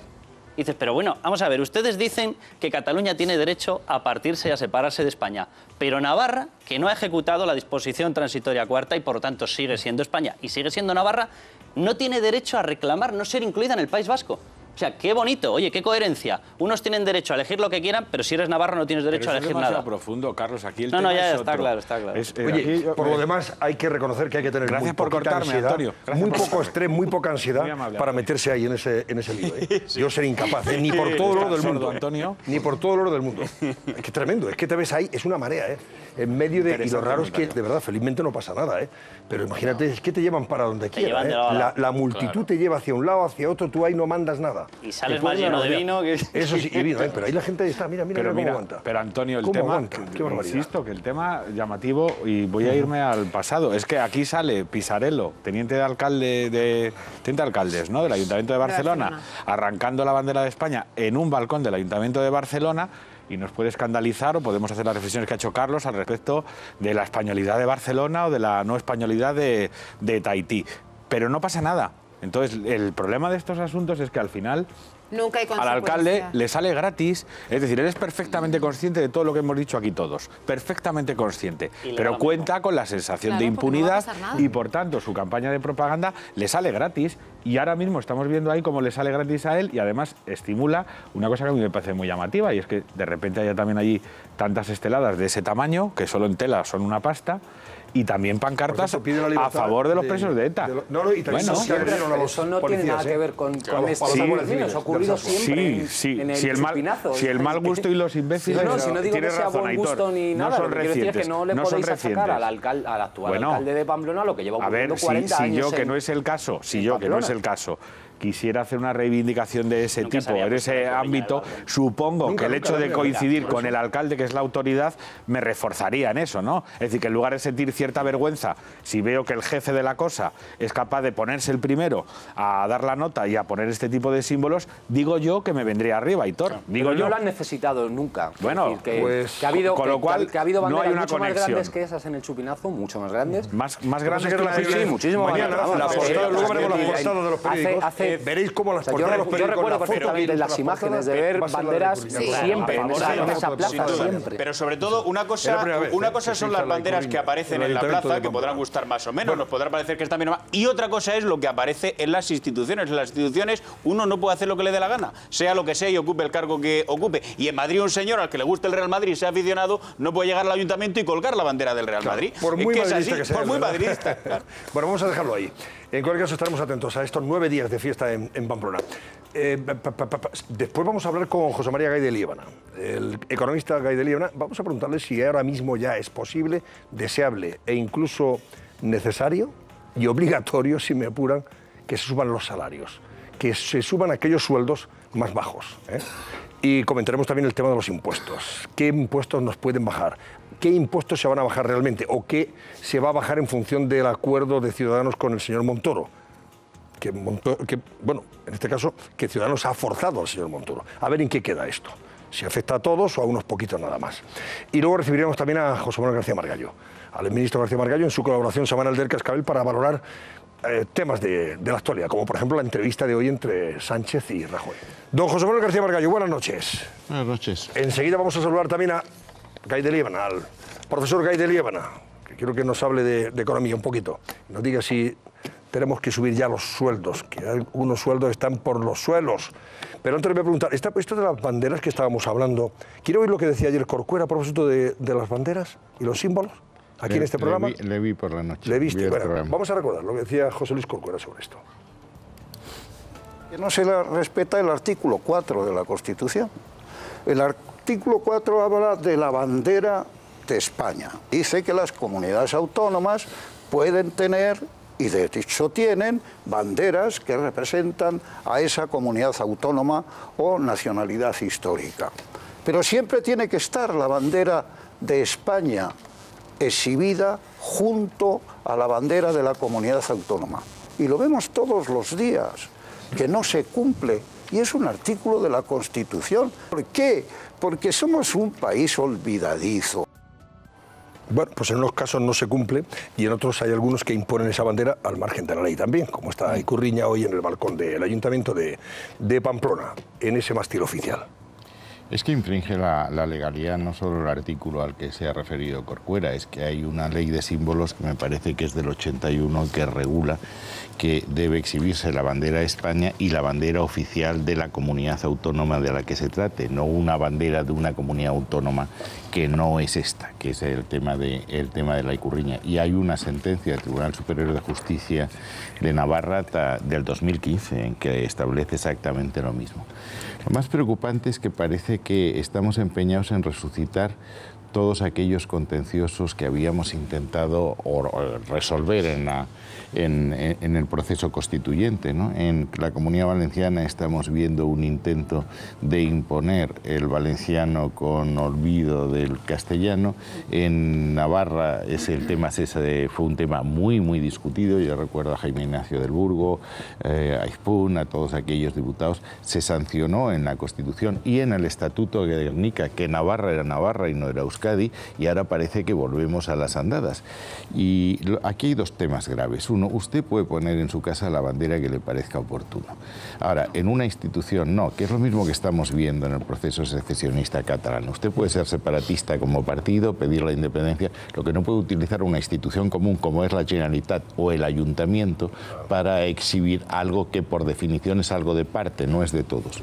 Y luego alguno de los contertulios decía, esto es la fiesta y esto, pervertir la fiesta, introducir un elemento divisorio, un elemento de confrontación, realmente es, a mí me parece innecesario, inútil, grave y muy injurioso. Hay muchos navarros que se han sentido muy ofendidos por esta acción. Por fortuna la delegación del Gobierno ha visto que ha interpuesto ya un recurso contencioso administrativo y he entendido que mi partido está pensando también en interponer acciones alegando la prevaricación, es decir, por dictar a conciencia una decisión que se sabe injusta. Y esto parece que está bastante... He hablado con mucha gente en Navarra hoy, hubo un pleno hace 3 días y el alcalde no dijo media palabra que iba a hacer esto. Lo estaba sabiendo lo ha hecho a hurtadillas, como decía un amigo mío. Bueno, a hurtadillas... Lo he hecho yo, 5 minutos antes de empezar el chupinazo, ahora colocamos la bandera. Pero de hurtadillas poco con toda esa gente. Una manifestación totalmente multitudinaria, pseudo preventiva de esto, porque se veía que iban a ir por ahí los tiros. Sí, bueno, cuando derogan la ley de símbolos es que se ve, apuntan maneras. Estoy viendo ahí a Gay de Líbana, a José María Gay de Líbana. Profesor, ¿cómo está usted? Hombre, Antonio, muy bien, abrazos virtuales aquí para ti, para todos los amigos que hay allí, para el ministro, para Sandra, para Carlos, no sé quién más distingo porque apenas lo veo, pero bueno, abrazos a Antonio también, lo veo. Hombre, a todos. Bueno, vamos a subir los salarios, ¿no, Antonio? Un momento, a ver, ¿dónde estás? ¿En qué punto concreto de Barcelona te encuentras? Yo estoy cerca de mi casa en estos momentos, por decirlo de esta manera, es decir, estoy en una zona de Barcelona determinada, que es una zona que tienes muchos seguidores. Bueno, ha sido muy preciso. Bueno, José María, cuéntanos, a ver, dice subir los salarios, ¿tú crees que es ahora mismo ya un momento oportuno, es también necesario, es justo, es exigible que suban los sueldos más bajos para ir acabando con las desigualdades en la medida de lo posible? Sí. A ver. Claro, sí, Antonio, yo entiendo perfectamente lo que dice la ministra, es decir, que hay que hacer un esfuerzo ahora que se está creando empleo para, de alguna forma, pues ajustar al alza lo que serían los salarios. Lo que ocurre es que aquí tenemos un pequeño problema, es decir, la creación de empleo que se está produciendo es un empleo que, digamos, es de low cost en muchos casos y, por tanto, no permite hacer alzas salariales. Luego hay que mirar la cuenta de resultados de cada empresa, ver el impacto de los gastos de personal. Entonces tenemos unos modelos económicos aquí que son de baja productividad y por tanto cuesta mucho el que las empresas puedan aumentar los salarios, es decir, la empresa normal y corriente. Yo creo que esto va un poco de la mano con la propuesta de Ciudadanos, Cristóbal Montoro, de, bueno, pues de intentar abaratar el impuesto sobre la renta para los que serían mileuristas. El sueldo más extendido en España y más frecuente, Antonio, son 16.000 euros al año. Por tanto, quiere decir que estaríamos en la línea de abaratar un poco el coste fiscal para que haya un incremento real de capacidad adquisitiva. Sí, pero no una subida real de salario. O sea, cuando digo subida es que tú en lugar de cobrar 1.100, cobres 1.200. Porque claro, ya sabes que la ministra puso énfasis en que probablemente es el momento de que ya se puedan subir los sueldos. La COE parece que también había consenso en que era posible esa exigencia social o esa petición o esa demanda. Estaban hablando incluso de hasta un 2 y un 3%. Imagínate, de subida en muchos salarios. Sí, hombre, que imagino que serían los bajos, los sueldos bajos, ¿no? Claro. El problema, Antonio, es realmente este sueldo bajo donde se cobra, ¿no? Y, por ejemplo, donde se está creando mucho empleo últimamente, que es en todo aquello que está vinculado con el sector del turismo, también hostelería, pero ahí lo que tenemos son precios muy ajustados, tenemos unos márgenes muy pequeños y el coste de la mano de obra, pues a veces la empresa, aunque quiera, no puede incrementarlo. Por tanto, la ministra entiendo perfectamente lo que decía, pero también hemos de ver cuál es nuestro modelo productivo. Y nuestro modelo productivo, salvo que tengamos más industria, que tengamos más valor añadido, no permite en muchos casos aumentar el capítulo de gastos de personal, que es la principal partida de la cuenta de resultados. Bueno, antes de pasar al capítulo de impuestos, ¿alguna cosa sobre lo que estamos comentando con el profesor Gay de Líbana? sobre la subida salarial? Porque se ha puesto énfasis, José Manuel García Margallo, estos últimos días en esa posibilidad, ¿no? Hay una evidencia empírica, los salarios en España son muy bajos. El salario mediano es 19.000 euros al año. Para recuperar la inversión que se hace en una persona en educación y sanidad se requerirían 18.000. Que hay que subir los salarios porque son bajos es evidente. Ahora, que para subir los salarios en una forma significativa y duradera tenemos que aumentar la productividad, porque si en paralelo no se aumenta la productividad, lo que hacemos es perder competitividad. Y hemos empezado, el profesor me corregirá, a perder competitividad poco a poco, pero la estamos perdiendo. ¿La estamos perdiendo ahora mismo? Ahora ¿Sí? Estamos perdiendo un poco de competitividad. Entonces, de lo que se trata, yo creo que él ha dado en el clavo. ¿Pero por qué estamos perdiendo competitividad en estos momentos cuando España está creciendo casi al 3% sí, o incluso más? Porque está subiendo la inflación más de lo que subía antes. Pero lo que es evidente es que si queremos subir los salarios, insisto, de forma permanente y sostenida, tenemos que ir a un cambio de modelo económico. Y alguna vez he dicho que es una pena. ¿Pero qué modelo económico? Bueno, lo que no puede es que el ladrillo y que no sea el de el turismo. Un país no puede vivir permanentemente de servicios. Necesita un sector industrial que acompañe. Y crear un sector industrial requiere un modelo económico distinto al que hemos tenido. Es verdad que en estos momentos hay que crear empleo donde se pueda y se ha creado en lo que el profesor llama low cost. Es decir, el sector turismo empieza a crearse en el sector construcción, pero esto es volver a las andadas. Yo creo que si queremos ser un país moderno, un país competitivo en un mundo globalizado, tenemos que tener una industria española propia que funcione. Y eso exige muchas cosas, pero la productividad exige sobre todo competir en donde se va a competir en el futuro, que es en los sectores tecnológicos en donde hay mucha innovación, mucha investigación y desarrollo, y hay que hacer un esfuerzo en el tema del capital humano, que es el gran recurso que España tiene si queremos... decía un... Profesor, si eso no es que decía quién. No, decía Miguel Sebastián otro día que teníamos que aplicar la Revolución Francesa, libertad, igualdad, fraternidad, y añadir otro tema que sea productividad, si queremos mantener el estado de bienestar. Igualdad, fraternidad, libertad y productividad. A ver, José María, profesor, ¿qué dice esto? Hombre, no. Coincidimos perfectamente con el querido José Manuel. Yo creo que hay un tema de modelo económico y efectivamente España ahora está en un momento, yo diría que muy bueno, en el sentido de que estamos en una encrucijada. En estos momentos todo el mundo está entrando en lo que es esta revolución tecnológica, en la economía digital, en la transformación. Entonces yo creo que es el momento de que sepamos aprovechar las oportunidades que esto tiene. Entonces es el momento de pensar en una reindustrialización de España, y en esa reindustrialización se necesita talento y se necesita gente muy capacitada, y por tanto la gente muy capacitada, que sería la nueva economía, por decirlo de alguna forma, es los salarios altos, y entonces la productividad es altísima. Por ejemplo, en una empresa como Apple, que yo tengo la oportunidad de analizar cada año, o de Alphabet, cualquier empresa de esas, igual el salario medio está en $90.000, $90.000 de salario medio. Pero claro, ¿qué quiere decir? Que ahí hay una mano de obra muy cualificada, por tanto hay mucho valor añadido, por tanto hay mucha productividad, por tanto hay mucha competitividad, y en definitiva te conviertes en el amo del mundo. Por tanto, yo creo que ahora es el momento que en España tendríamos que hacer un esfuerzo todos juntos en esa dirección. Que estaba hablando el profesor Gaidel. Claro, venga, sí, tengo una pregunta muy clara. Primero quiero hacer un par de observaciones. La primera, es evidente que en esta salida de la crisis el tipo de empleo que tenemos, el tipo de contratos, el tipo de trabajo, etcétera, es distinto y tal vez sea peor que el que teníamos antes de entrar en la crisis. Es decir, hay muchas personas que están trabajando por horas, por días, por semanas, el nivel de los salarios ha bajado, etcétera. Está el fenómeno del infraempleo, subempleo o como queramos llamarlo. Esa es una consideración. La segunda consideración, hay algo que no puedo entender, sobre todo en el planteamiento de ciertos partidos políticos de izquierda, que por una parte le reprochan al gobierno del Partido Popular que no nos haya sacado de la crisis, pero por otra parte le están diciendo a ese mismo gobierno del Partido Popular, puesto que ya parece que estamos saliendo de la crisis, habrá que introducir un poco de alegría en la economía y habrá que hacer determinadas y estimular determinadas subidas salariales que tengan un cierto impulso. La pregunta al profesor Gael Lébana es muy clara. ¿Cuál sería una subida salarial que pudiese asumir la economía española? ¿Un 1, un 1,5, un 4, un 6? Porque se dan cifras con, en fin, con excesivo entusiasmo, a mi modo de ver. Profesor. Sí. Bueno, Luis, no creo que es con quien estoy hablando ahora. Alfonso Merlos. Porque yo... Hombre, Alfonso, perdona, abrazos fuertes, es que no te veo, no te veo. Oye, no, yo estoy de acuerdo, es que no te veo, por tanto, te oigo. Mira, yo creo, Alfonso, que hay una cuestión importante que es, dime. Adelante.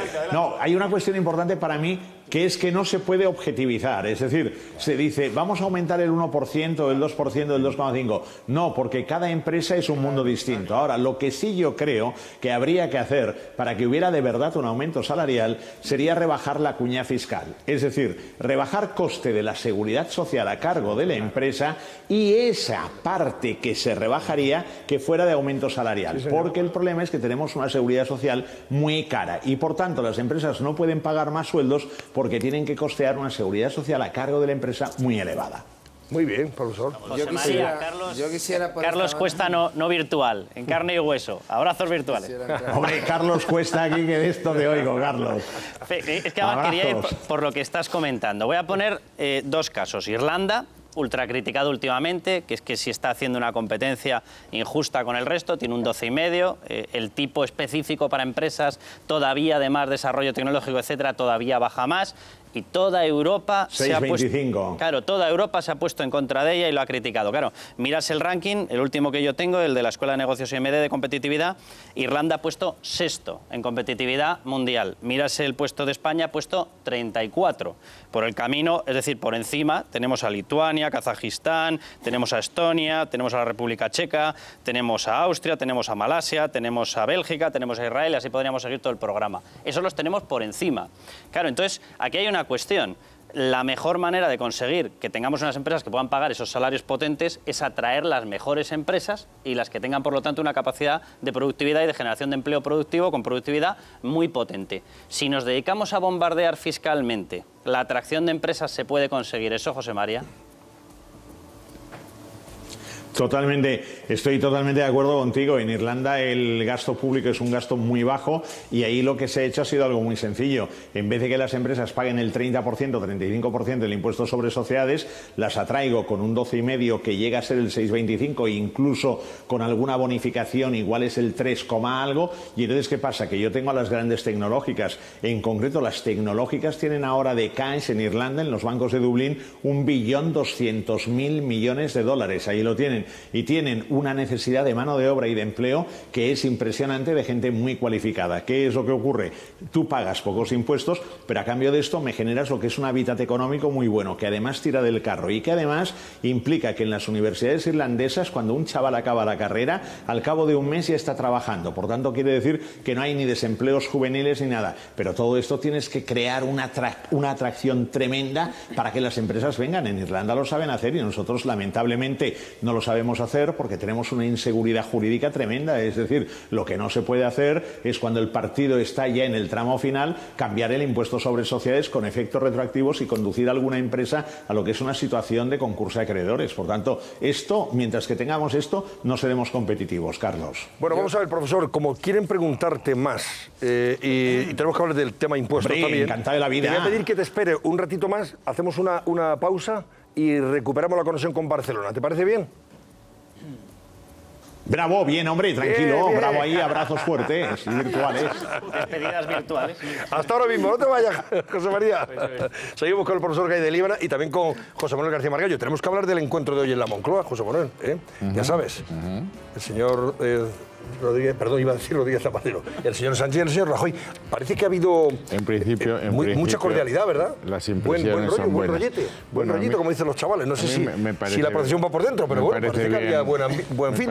Bien siempre la cordialidad, sobre todo viendo los abrazos virtuales de José María Gay de Líbana. Pero lo realmente importante es que haya acuerdo en los grandes temas. Y a mí el gran tema es la unidad de España. Y el que haya acuerdo me parece una noticia gratificante. Sí. Ahora volvemos y comentamos eso también. Venga, estamos de vuelta en 4 minutos, me dicen. Venga.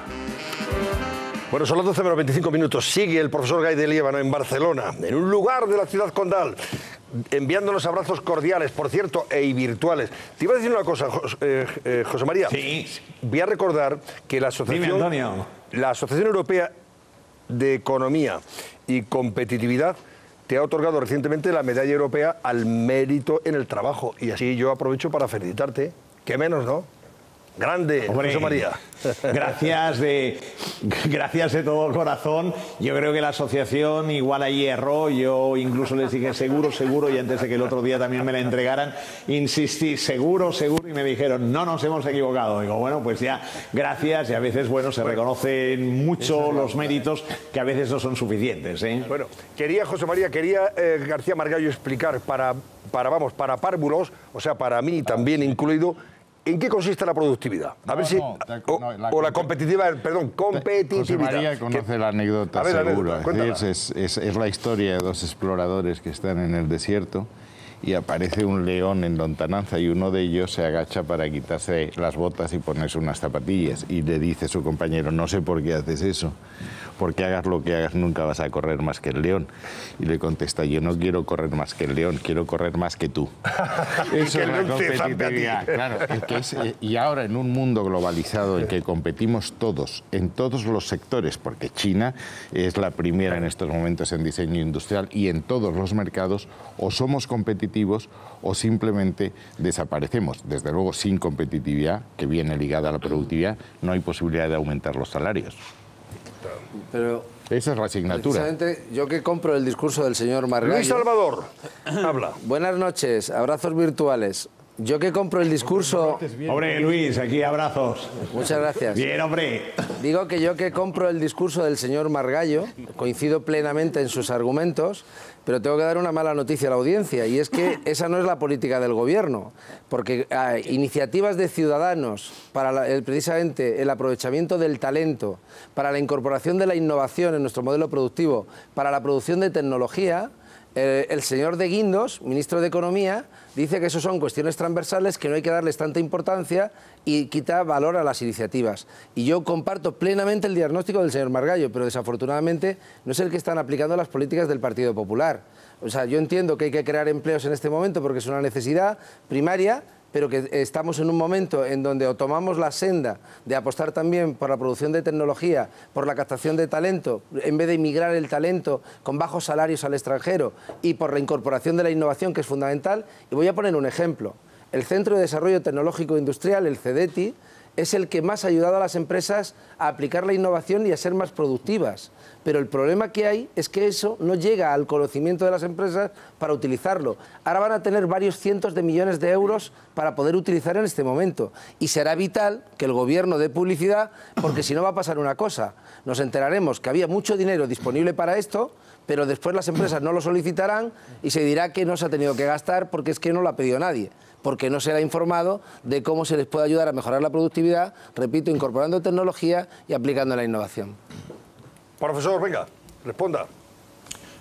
Hombre, yo estoy, Luis, totalmente de acuerdo con lo que estás comentando. Además, conozco muy bien en este aspecto lo que eran las propuestas o lo que fueron las propuestas de Ciudadanos y además las iniciativas que hay. Y yo lo que sí reprocho, y ahora que José Manuel no está en el gobierno, lo puedo decir tranquilamente, lo que yo sí reprocho es que el gobierno en este caso me parece muy poco, digamos, dado, receptivo a lo que sería la realidad de la economía española. Y en este caso creo que el ministro de Guindos, que hace un gran papel en el sentido de saber gestionar el déficit en Bruselas, etcétera, que nos traten más o menos bien, pero yo creo que nos falta un poco de toque de realidad. Es decir, la realidad al día de hoy tiene que ser, por ejemplo, el unir una propuesta de Ciudadanos en hubs, lo que sería universidades con empresas, centros auténticamente de investigación.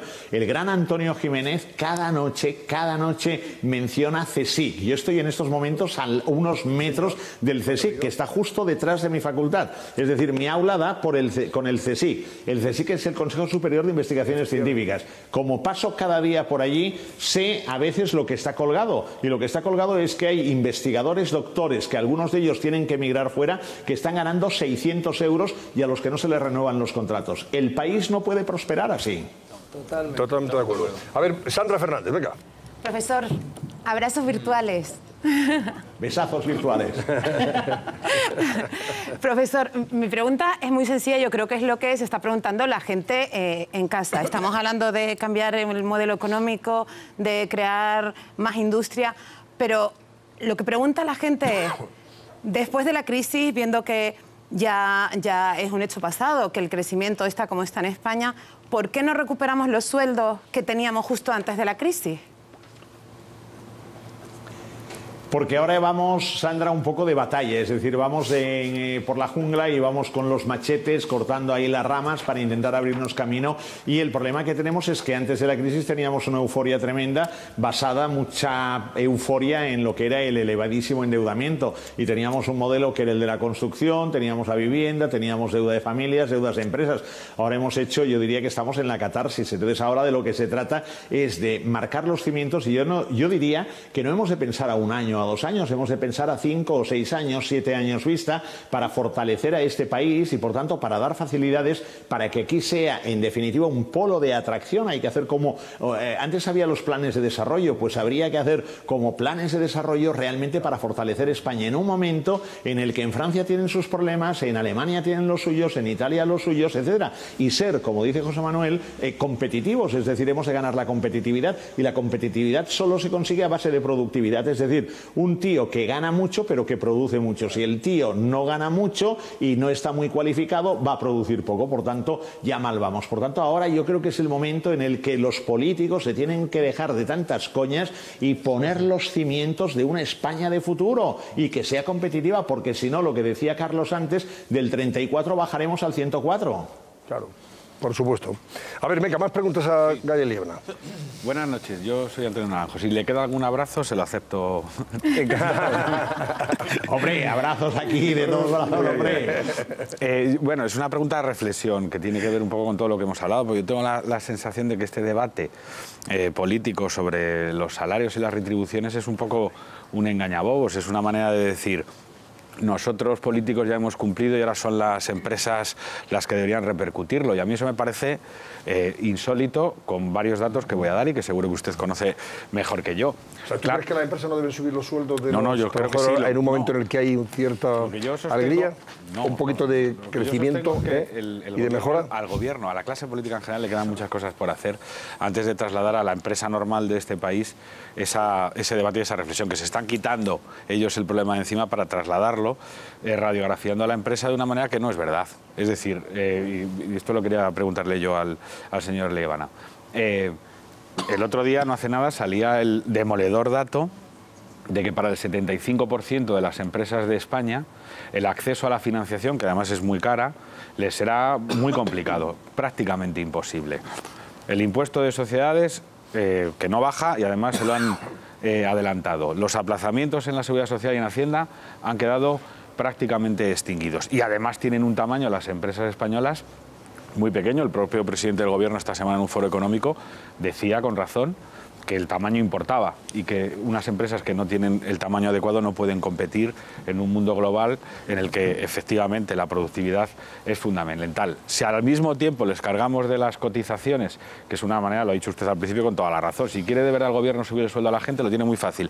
Baje las cotizaciones de las empresas y que tengan que dedicar una parte. Sí, claro, sí, pero a lo que voy, al final, el resumen final de todo esto.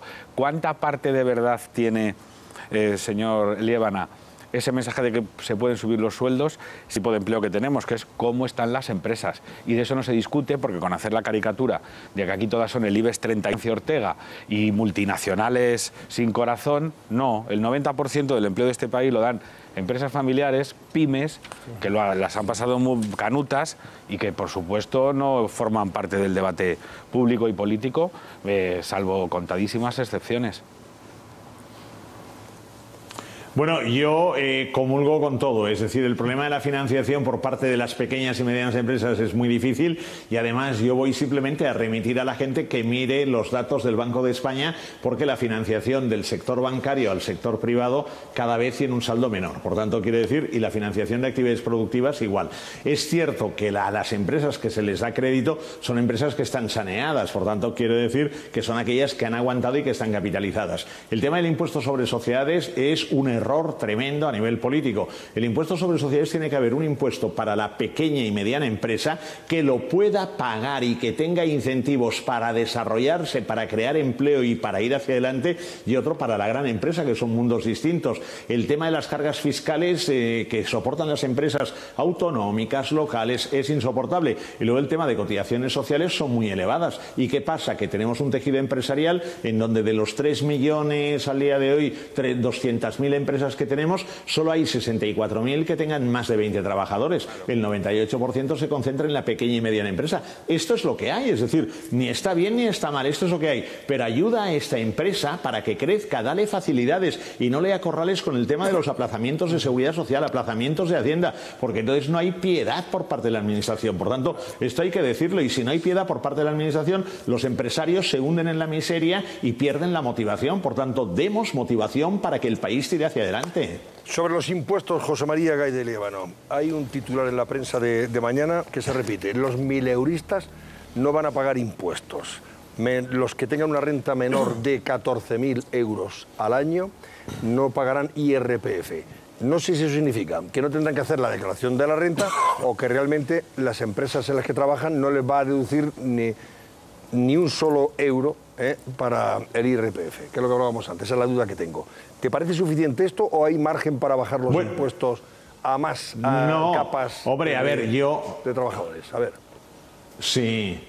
No, yo, Antonio, creo que en principio lo que será que habrá un mínimo de retención que se igualará con lo que sería el tipo de gravamen, por tanto con la tarifa del impuesto. Ahora bien, lo que estamos haciendo es un apaño en el impuesto sobre la renta, apaños que se van repitiendo con una periodicidad anual o bianual. Yo creo que sería el momento de afrontar de verdad una reforma del sistema fiscal y además de la financiación estatal, por tanto de Madrid, de comunidades, cuando digo Madrid, Administración Central, comunidades autónomas, corporaciones locales. Pero claro, aquí lo que hay es una realidad, es decir, mientras que esta persona que tiene unos ingresos muy mínimos, estoy totalmente de acuerdo, que apenas pague, es decir, totalmente de acuerdo, pero tenemos aquí lo que sería la clase media, que a la pobre clase media se la castiga, porque aquí millonario es aquel que gana 50.000 euros, es decir, 50.000 euros está bien, pero 50.000 euros es un sueldecito normal y corriente. Cuidado, porque ahora hay gente que me va a malinterpretar. Es decir, el tipo marginal no puede operar a partir de 50.000 o de 50 y pico mil o de 60.000 euros.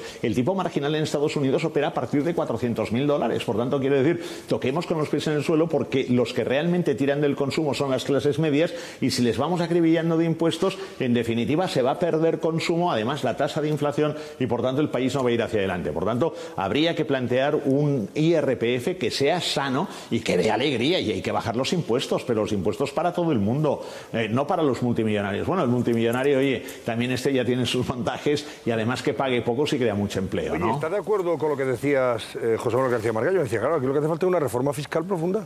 Claro, vamos a ver, es que hay que partir de una realidad muy sencilla. El bolsillo del contribuyente es uno. Entonces lo que quiere saber es cuánto tiene que pagar a quién. Entonces hay que contemplar todo el sistema, la Administración Central Autonómica Local y la Seguridad Social. Y a partir de ahí hacer una reforma conjunta de todo. Lo otro es contemplar la realidad parcialmente y, por tanto, llegar a conclusiones erróneas. Bueno, aquí lo que se ha llegado es, en el contexto de ese acuerdo de Ciudadanos con el Gobierno, la exigencia de Ciudadanos dice hay que bajar los impuestos, y se ha quedado en esto nada más, Luis Salvador, en que no paguen los mileuristas. Hombre, que no paguen los mileuristas en primer lugar. Vamos, en principio en eso ha quedado la cosa, de momento, ¿no? Nosotros se está poniendo aquí de manifiesto precisamente que la mayoría de los contratos que existen en este país son de mileuristas, ¿no? Sí. Y hay una cuestión básica en economía, y es el poder tener la renta suficiente como para poder vivir. O sea, hay unas necesidades básicas que son alimentación, vivienda, una serie de cuestiones que cuando ya las puedo garantizar, dices, yo ya puedo vivir. A partir de ahí tendré más dinero, tendré menos, tendré más posesiones. Por tanto, si las personas que en este momento peor lo han pasado en la crisis, si se han aumentado las desigualdades, si se han estrechado las clases medias, si las clases trabajadoras, hay personas trabajando, que por eso queremos incorporar también el incremento salarial para las rentas bajas, que son pobres teniendo trabajo, pues parece normal que si ahora mismo damos un alivio a las cargas financieras que tienen los españoles, se empiece por esa parte de la población que es la que tiene una situación de urgencia más grande. ¿Qué es lo que se ha dicho?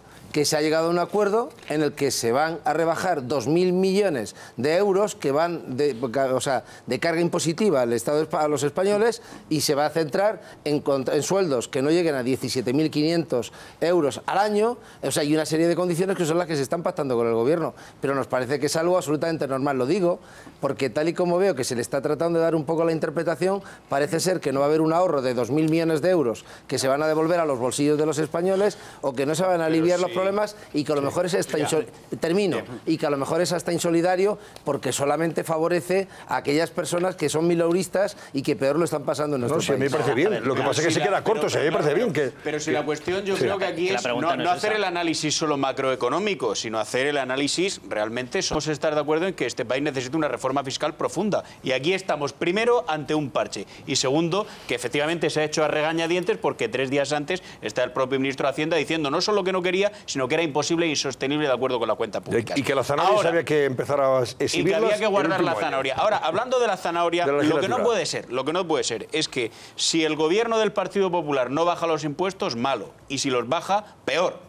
Y tampoco puede ser que si se guarda efectivamente la zanahoria para el año electoral y solo baja los impuestos en ese año, muy mal, porque es electoralista. Pero si los baja 2 o 3 años antes, como este caso, también está mal. Yo creo que tenemos que aterrizar un poco en lo que está apuntando Luis. Es decir, si aquí resulta que las personas que tienen ingresos entre 14 y 17.000 euros van a tener un alivio mensual de entre 50 y 63 euros, según los cálculos, pues eso nos puede parecer una cosa ridícula o nos puede parecer importante. Hay que ver en esa economía de 14.000 o 17.000 euros anuales si esa persona entiende que está ante un cierto alivio para pagar la luz, el agua, el gas, el teléfono móvil y esas necesidades básicas. Y superado este alivio y puesto este parche, efectivamente creo que este país tiene que pensar en grande. Y no solamente en las clases medias bajas, sino en las clases medias. Pero pensar en grande. Y esto no lo es. Pero solo por dar brevemente para volver con José María y despedirlo. Muy rápido. No, Luis, a ver, Luis, que ya has hablado. Déjanos a los demás un poquito, que ya sé que quieres monopolizar para hacer el anuncio. El anuncio del IRPF. Si ya lo ha hecho. Vamos a ver, esto es muy sencillo. En estos momentos, 18,4 millones de personas trabajando, ¿vale?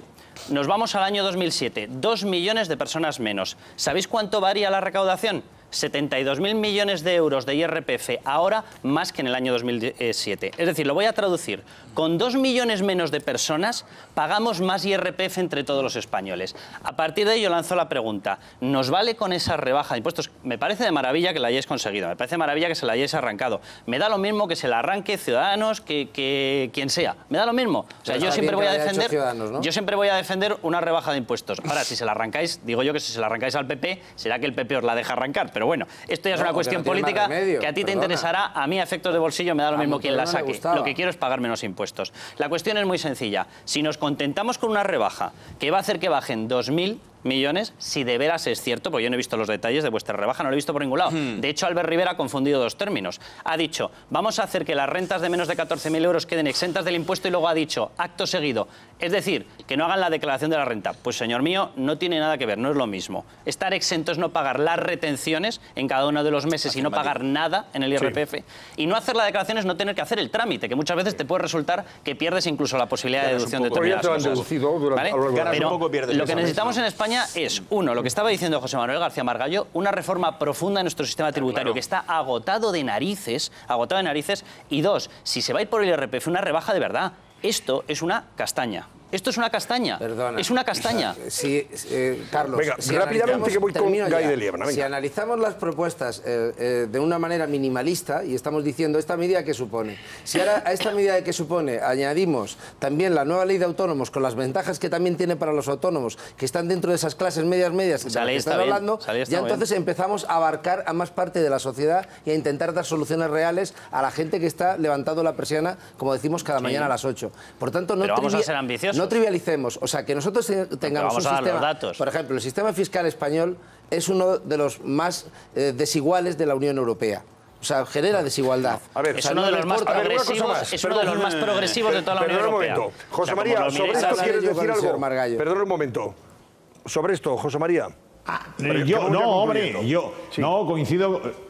Sí, hombre, gracias. Oye, coincido con todos en este sentido. Lo que pasa es que yo creo que ya es el momento de plantear seriamente una reforma fiscal, pero cuidado, pensando también en la financiación del Estado y en lo que sería, digamos, las distintas administraciones. Y luego, en el tema del IRPF, yo coincido, es decir, a mí me da un temor. Ahora vais a decir, oye, no, mira, como está ahí en Barcelona y tal, el tío, a mí me da un temor, que yo tengo aquí, no te lo voy a enseñar, bueno, tengo aquí, pero yo sabes que voy siempre con lo del déficit déficit y todo esto. Claro. Y entonces aquí yo tengo los números. Entonces, claro, aquí para llegar a un déficit de 26.000 millones de euros en el año, se verá mal, en el año 2018, entonces, claro, y salir del protocolo de déficit excesivo, entonces, claro, los 2.000 millones que se quitan por algún sitio se tendrán que sumar por otro. Y vais a decir, hombre, como es catalán es mal pensado. No. Pero claro, habrá que cuadrar los números, ¿eh? Por tanto, hago el comentario, ¿eh? ¿Y de dónde crees tú que lo sacaran los 2.000 millones, claro, José María? O sea, ¿de dónde crees que saldrán esos 2.000 millones? Yo no lo sé, pero al final vamos, no recuerdo exactamente quién ha sido lo del bolsillo único, ¿no? No sé si ha sido José Manuel o no sé quién ha sido, que ha dicho solo hay un único bolsillo. Es que claro, es que aquí solo hay un pagano, que somos nosotros, ¿no? Por tanto, igual nos lo ponen por aquí o por allí. Pero bueno, en cualquier caso, entusiasmo a raudales, Antonio, que eso es importante y ya está, hombre. Bueno. Querido profesor José María Gay de Liébana, abrazos virtuales. Adiós, hasta siempre. Para todos y besazos para Sandra. Eso. Adiós, hasta luego. Bueno, dejamos este asunto, José Manuel, porque hay algo que me parece muy importante que destacan los diarios de mañana. Ya son 3 minutos los que faltan para las 12. Ya tengo las portadas y hay una que me ha llamado mucho la atención y es la del País. El País, después de la entrevista de hoy de Sánchez con Rajoy, afirma en su portada categóricamente que el PSOE dice que nunca apoyaría el artículo 155 de la Constitución en Cataluña. La portavoz socialista en el Congreso se distancia del tono positivo del encuentro entre Rajoy y Sánchez. Así lo ha dicho. Sobre este asunto... Es que eso es literalmente un disparate. Es decir, es un disparate que el PSOE diga que no se puede, que no va a apoyar nunca aplicar el 155. Estamos de acuerdo en que la principal obligación de un gobierno es impedir que se cometan actos ilegítimos, actos contrarios a la ley. Lo que no puedes es decir, pero no le deja usted aplicar las medidas necesarias para que eso no se produzca. Y la Constitución tiene varios artículos. Tiene el 116, que son los estados de alarma, excepción y sitio, que son bastante más duros que el 155, tiene el 155 y la reforma de la Ley Orgánica del Tribunal Constitucional, que puede hacer cosas, pero hay cosas que el Tribunal Constitucional no puede hacer.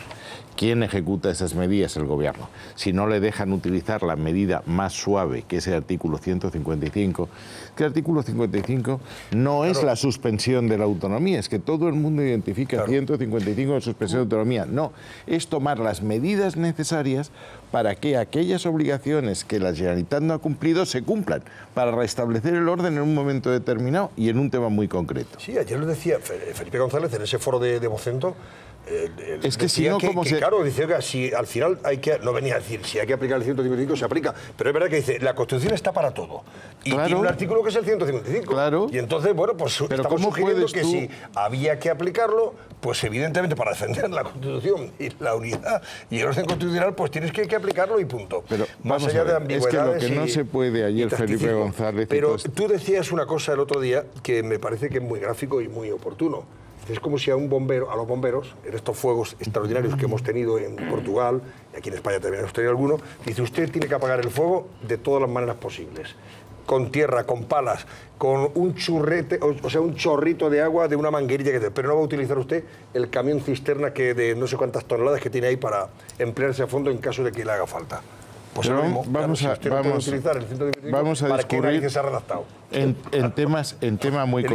en un tema muy concreto y que se va a producir, yo creo que a corto plazo. Esta ley va a ser declarada inconstitucional por el Tribunal Constitucional. Si el Gobierno o el Parlamento adoptan medidas en ejecución de una ley que ha sido declarada inconstitucional, ¿qué se hace? Se puede inhabilitar a la gente que haya tomado esto, se puede aplicar el 155 para cumplir, insisto, las obligaciones que se han incumplido. Es que hay otro ejemplo, y que nadie me interprete mal, porque esto no es un tema bélico. Si un coronel en un regimiento dice que va a dar un golpe de Estado a los 15 días, pues algo habrá que hacer, digo yo. No, están perfectamente explicados. Os leo el resto de titulares. Os leo, perdón, el resto de titulares sobre la entrevista de Sánchez y Rajoy. Esto es una derivada de la entrevista.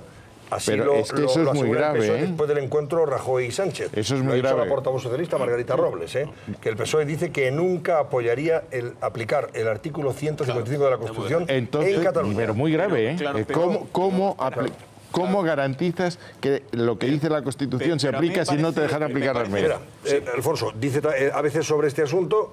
Vean la portada de ABC con Rajoy y Sánchez de Moncloa, que bueno, ha sido muy cordial la entrevista, de aquí sus aristas, por lo que vemos. Sánchez, dice ABC, amenaza a Rajoy con tomar la iniciativa frente al desafío secesionista. Aunque en su primera reunión, tras 11 meses, escenifica apoyar al gobierno frente al referéndum, el líder del PSOE condiciona su aval a que se busquen vías de diálogo con la Generalitat.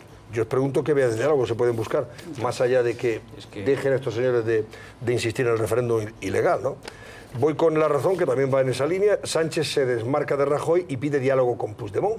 El presidente no ve margen alguno para una negociación con los independentistas en estas circunstancias.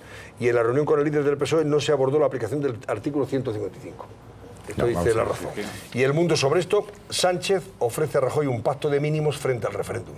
Acuerdan un frente común para evitar la votación, pero el PSOE tomará medidas políticas si no las impulsa el gobierno. No sé qué medidas políticas pueden ser.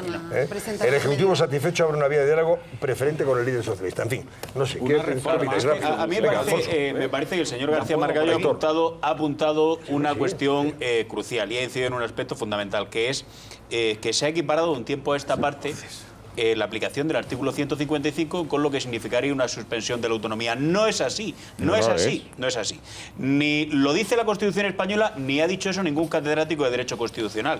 Lo que establece la Constitución y lo que se prevé es que si hay una situación extraordinaria y excepcional que han forzado los gobernantes de una comunidad autónoma, incumpliendo gravemente con la Constitución y atentando gravemente contra el interés general de los españoles, el gobierno de la nación no solo está facultado, sino está obligado a adoptar medidas que también son excepcionales, extraordinarias e incluso de carácter coercitivo. Pero hay todavía más, es que lo que dice el artículo 155 de la Constitución española está copiado de la Constitución alemana.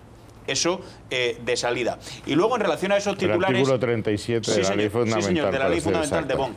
Señor. Y luego, en relación a los titulares que estaba leyendo Antonio, a mí hay algo que descontaba en la posición del Partido Socialista y que hoy está corroborado y certificado. Por supuesto, el Partido Socialista no apoya ningún proceso de independencia en Cataluña. Pero hay algo que me decepciona, y es que la estrategia que va a adoptar de aquí al 1 de octubre el Partido Socialista parece un tanto ambigua y no se sabe a qué se quiere jugar por parte del PSOE. Sí se sabe que hoy el Partido Socialista está responsabilizando o culpando al señor Mariano Rajoy de haber llegado a esta situación y al gobierno del Partido Popular. Y yo entiendo que eso es profundamente injusto. Aitor. Bueno, si tú desde el gobierno central no suspendes la autonomía, pero tomas el control de los funcionarios, de la policía y de todas las... que es lo que dice el artículo 155 de la Constitución, de toda la administración para impedir eso, de facto estás suspendiendo la autonomía, porque de facto estás tomando, estás poniéndote en el lugar del gobierno. Obligas a cumplir ilimitadas. Y luego, me parece que el PSOE y el gobierno solo están de acuerdo en una cosa, que es que no puede haber referéndum y nada más. Pedro Sánchez tiene un problema, pero Pedro Sánchez tiene que tomar una decisión. Durante la campaña de las primarias habló de plurinacionalidad y habla de diálogo con Cataluña, incluso de avanzar hacia una reforma constitucional que lleve a España a un sistema federal, etcétera.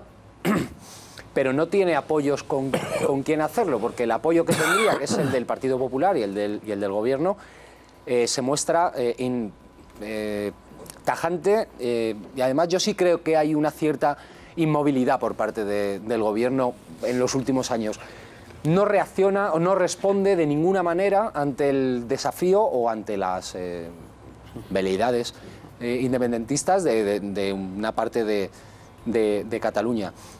Y entonces el Partido Socialista se ve en una situación de dos aguas en la que necesita mantener, escenificar, podemos decir, como dice la portada de ABC, unidad con el Partido Popular y con el Gobierno contra el referéndum, pero a la vez intenta desmarcarse sin llegar a otra posición.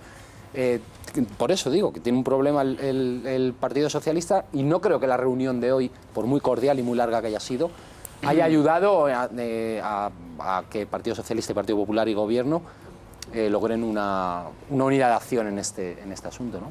Pero es que aquí no hay equidistancia posible ni se puede uno mover en varias aguas. En ningún Estado civilizado alguien cuestiona el Estado de Derecho. La ley está para cumplirse. La ley, la Constitución dice que mientras esté como esté, no puede haber un referéndum de autodeterminación, un derecho de secesión, que es lo que dicen todas las constituciones del mundo, salvo Etiopía y San Cristóbal en Nieves. Si hay que impedir que haya un referéndum, habrá que permitir a quien tiene que evitarlo que adopte las medidas necesarias para hacerlo. Si no, es que es una pura hipocresía. Es decir, yo no estoy de acuerdo en que haya un referéndum, no le dejo a usted las medidas, no le dejo a usted que adopte las medidas necesarias para hacerlo, para luego acusar de que ha habido un referéndum. Pero antes del 155 quizá hay cosas que Dígame que el gobierno puede hacer. Dígame cuáles. ¿No? El gobierno puede reunirse con el presidente de la Generalitat de Cataluña las veces que haga falta. Sí, no una vez, ni dos veces. Uno quiere dialogar. Hombre, si el problema... no será para hablar de eso. Pero no será para hablar de eso. No estoy hablando de cesión, estoy hablando de hacer algo. Si el problema catalán es el problema más importante que afronta ahora mismo España desde hace 3 o 4 años, copa portadas, copa reuniones, copa titulares, no hablamos de otra cosa en tertulia, los políticos, en el Congreso, hay manifestaciones y demás. Si realmente es lo más importante, no da la sensación de que el gobierno esté afrontando lo más importante. ¿Pero qué habría que hacer?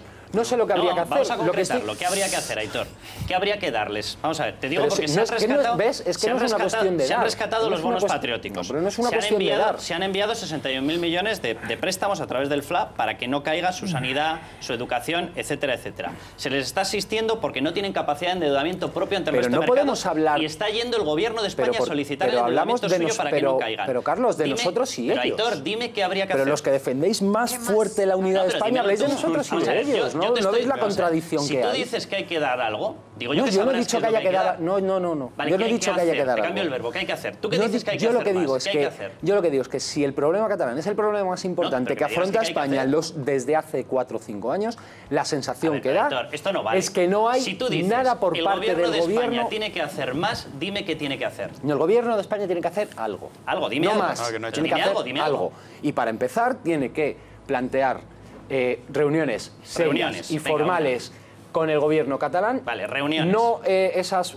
2 o 3 veces que Soraya de Santa María fue a Barcelona a hacer tal, y no la vez que Carlos Puigdemont se reunió con Mariano Rajoy. No busco un debate de frases largas. No es un debate de frases largas. Busco concretar ese paquete de medidas que haría cambiar esto. Y tú me has dicho, reuniones. Vamos por la segunda. Es que no es una cuestión de un paquete de medidas no es una cuestión de un paquete de medidas que vaya a cambiar esto. Podemos hablar, rehacer el sistema de financiación de comunidades autónomas. Enviar más dinero. Vamos a enviar más dinero. Eso no es lo que quieren. Todo lo que tú has citado, ellos han dicho ya que no les vale. Sí, es que es el problema. ¿Cuándo han dicho que no les vale? ¿Cuándo lo han dicho? Todas las semanas. Todas las semanas han dicho que no les vale un cupo, que no les vale copiar el modelo de concierto vasco, de nada que no sea que no les valen más reuniones. Eso es lo que parece que se quieren la independencia. O estamos equivocados. No sé si no lo ¿Quiere escucháis. dialogar de algo el señor Puigdemont o el señor Junqueras que no sea la independencia de Cataluña? José Manuel García Margallo, tú que has tenido contactos con ellos. ¿Quieren dialogar de algo que no sea el referéndum de la independencia, sí o no? Cataluña es plural. A lo mejor es que no estamos perdiendo algo en esta historia. Cataluña es plural y por eso está dividida. Con los separatistas radicales que solo quieren la independencia, no hay nada que discutir, porque no podemos ponernos de acuerdo. Ahora hay otro sector de la sociedad catalana que entiende que hay algunos aspectos que se pueden tratar. Yo creo que hay que abordar la reforma constitucional, no para resolver la cuestión catalana, aunque creo que esa reforma constitucional con la modificación del Senado, de financiación, etcétera, de clarificación de competencias puede ayudar. Creo que hay que hablar de infraestructuras, que es la disposición adicional tercera del Estatuto. Creo que tenemos ahí el corredor mediterráneo, rodalías, eso no puede declarar inconstitucional. Y creo que hay que cambiar radicalmente el sistema de financiación de comunidades autónomas. De esas cosas sí se pueden hablar. ¿Van a contentar a los independentistas? La respuesta es no. ¿Van a contentar a la parte de la sociedad catalana que dice alguna salida tenemos que dar? En mi opinión, sí. Pero donde no se puede ser ambiguo es en el tema que es central, como no lo sería ningún país del mundo. Mire usted, este país no se va a suicidar, esta generación no va a presenciar la disolución de España y por tanto no va a haber referéndum de autodeterminación, aplicando ¿qué? Las medidas que sean necesarias siempre que estén dentro de la Constitución y las leyes. No me diga usted, porque está mandando el mensaje a la otra parte, que nosotros no vamos a pasar de medio campo. Claro, si tú sales al campo diciendo estos no pasan de medio campo es que has perdido el partido. Por eso a mí eso me parece parece... este asunto, venga. Sí, Claro. Lo sorprendente... Antonio Naranjo, Eso venga, me que parece cerramos muy el grave. capítulo O sea, habrá que adoptar las que haya que adoptar.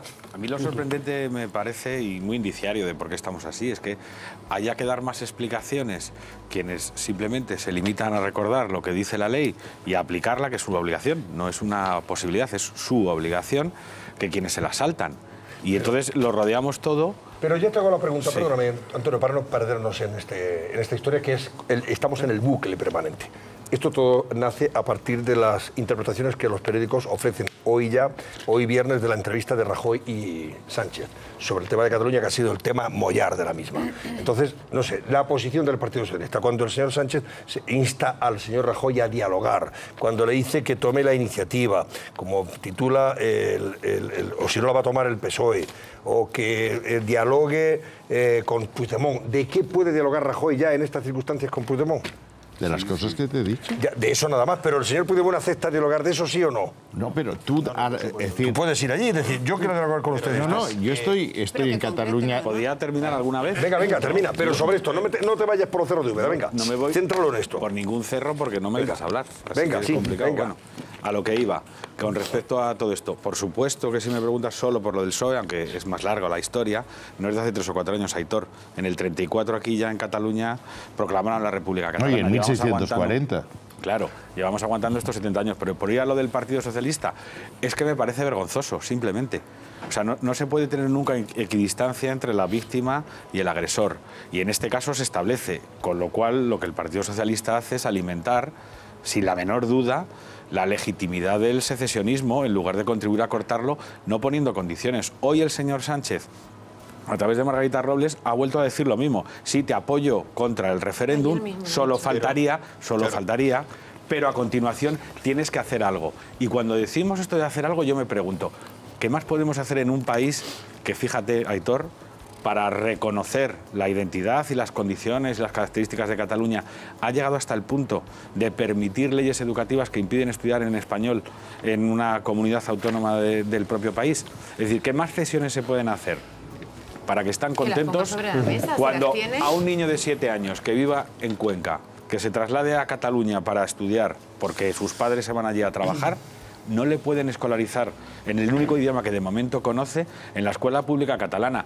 ¿De verdad no hemos...? Es que hay que romper ya este lenguaje nacionalista de una vez, hay que romperlo.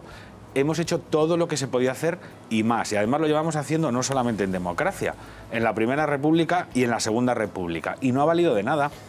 Ellos lo han dejado muy claro. Aprovechamos las debilidades, que en este caso son grandes, de España por la crisis económica, la fragmentación del Congreso, para hacer lo que llevamos demasiadas décadas intentando hacer. Y la única respuesta puede ser, yo creo que sin ningún tipo de complejos, aplicar la ley, y en eso estoy con el señor Margallo, dirigirse al resto de catalanes. Pero a esta tropa independentista, que empiecen a pagar las consecuencias directas de sus actos delictivos. Y lo único que yo me pregunto es, cuando una persona como el señor Puigdemont anuncia un golpe de Estado con 3 meses de antelación, ¿por qué no le aplican la ley ya directamente? Esa es la única pregunta que yo me hago. Bueno, pues vamos a hacer la última pausa de la noche y seguimos repasando otros temas de interés de la actualidad.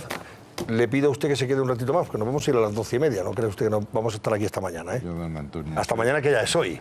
Ya es hoy, mañana ya es hoy. De una docilidad con usted que a mí me sorprende. Es usted de una disciplina espartana. Volvemos enseguida. Bueno, cuéntanos algunos de los comentarios que ha recibido de lo que venimos hablando. Pues estábamos preguntando si deben subir ya los sueldos en España y ha habido muchísima interacción en Internet. Hemos seleccionado algunos de sus comentarios que nos han dejado en nuestro Twitter. Por ejemplo, tenemos a uno de los espectadores que nos dice que la negociación salarial debe ser entre empresa y trabajador. Nada ni nadie debe regular este trato.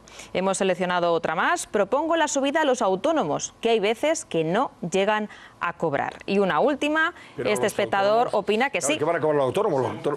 Según facture, pobrecitos míos. Que este espectador opina que sí, que deberían subir los sueldos, porque dice que hay empresarios egoístas. Cada año cambian de coche de gama alta, ganan dinero y a sus empleados cobran un sueldo pequeño. De todas formas, nos pongamos como nos pongamos, por decreto no se suben los sueldos, pero sin embargo, por regulación sí se bajan los impuestos. Y en el fondo tú ganas poder adquisitivo, lo digo por dar ideas, a ver si alguna vez cala. Que bajen un poquito los impuestos, que nos vienen muy bien también. Mira que lo repito. Bueno, ¿cómo va el barómetro, por cierto, Susana? El barómetro, aquí tenemos los datos. Vamos con un 59% ya de espectadores que opinan que sí deberían subir los sueldos ya en España, absolutamente ya, y un 41% que opina un 40 lo opina contrario. Que no, que tiene que haber un 100%. Pues la opinión de los espectadores ¿no? está muy repartida esta noche, la verdad, es sorprendente. Claro. Habéis puesto ya... Estos son muy responsables. Pero ¿qué audiencia tenemos? Habéis puesto ya y dicen, no, yo cuando cobre la próxima nómina. La próxima nómina. Bueno, voy con más temas de portada. El Mundo lleva lo que hemos abordado ya. Bildu desoye a la justicia y planta la Ikurriña antes del chupinazo. Ahí lo ven ustedes. El alcalde Abertzale de Pamplona se escuda en la derogación de la ley de símbolos para exhibir la bandera vasca en el inicio de los Sanfermines. Esa es, y va en portada, como ven ustedes. Y luego también comenta que Podemos se niega a condenar el asalto chavista al Parlamento de Venezuela ayer. Cosa sorprendente. ¿Cómo va a acabar eso? Bueno, es que ¿Cómo es posible que Podemos...? Yo creo que he oído a Irene Montero condenar el asalto a la asamblea. ¿Serán dirigentes aislados o el no creo que hoy lo he escuchado en medio en directo? Dice Irene Montero dice que Irene Montero la ha oído. Yo lo que la he oído decir es acusar a la oposición de quemar a ciudadanos. Bueno, eso también está. De acuchillar a jueces y luego ha dicho de camino y censuramos todas las formas de violencia. Pero se ha referido a dos episodios que se atribuyen de violencia que se atribuyen a la oposición. Me parece tremendo. Por eso de ahí el titular del Mundo. No, yo creo que España debe pedir medidas en la Unión Europea, porque esto puede terminar francamente mal en cualquier momento. ¿Y la Unión Europea pues de entrada yo creo que debía haber una delegación del Parlamento Europeo que se desplace a Venezuela a explicar al mundo qué es lo que está pasando y entrar en coordinación con los otros organismos internacionales responsables en la zona, que es la OEA, CELAC, etcétera. Lo que no podemos es estar impasibles viendo que se va a producir allí una catástrofe humanitaria, ya se está produciendo y puede producirse una auténtica matanza en cualquier momento. Y entonces ¿Y tú ves el peligro de que haya una guerra civil? ¿Hay posibilidad? No hay posibilidad ninguna de guerra civil porque hay una parte que está armada y otra que no. Exacto. Es decir, la oposición no tiene armas. Lo que sí puede haber es lo que hubo históricamente, es decir, un Caracazo, es decir, que se tome Caracas, que empiece a haber un asalto a los supermercados, a las tiendas, etcétera, y que tenga que haber una intervención de la policía, del ejército o de los cuerpos paramilitares que también lo hay, pero entonces se produce una matanza. Claro. Una duda, el papel de Zapatero y el apoyo que sigue teniendo del gobierno. He visto que ha vuelto a ir, es decir, el otro día yo estuve con Leopoldo López después que estuvimos aquí reunidos, le vi al día siguiente. Zapatero ahora el papel que puede desempeñar es pedirle al régimen la liberación de los presos y en concreto de Leopoldo López e intentar convencer a Maduro de que la única solución que tiene Venezuela es adelantar las elecciones para que toda esa crispación, esa presión tenga una válvula de salida, porque no se pueden aguantar 2 años más en estas condiciones, sobre todo porque es que ellos estaban esperando, el régimen, que el petróleo subiese. El petróleo no va a subir. Es decir, por tanto, no van a poder importar lo básico para comer. Es que las cifras, los números son tozudos, ¿no? Tienen unas reservas, me parece que son de $10.300, pero tienen unos vencimientos de 7.200 en este año. Por tanto, les quedan casi 3.000 para importar todo, comida, medicina, porque es que importan todo, es que van a dejar de comer.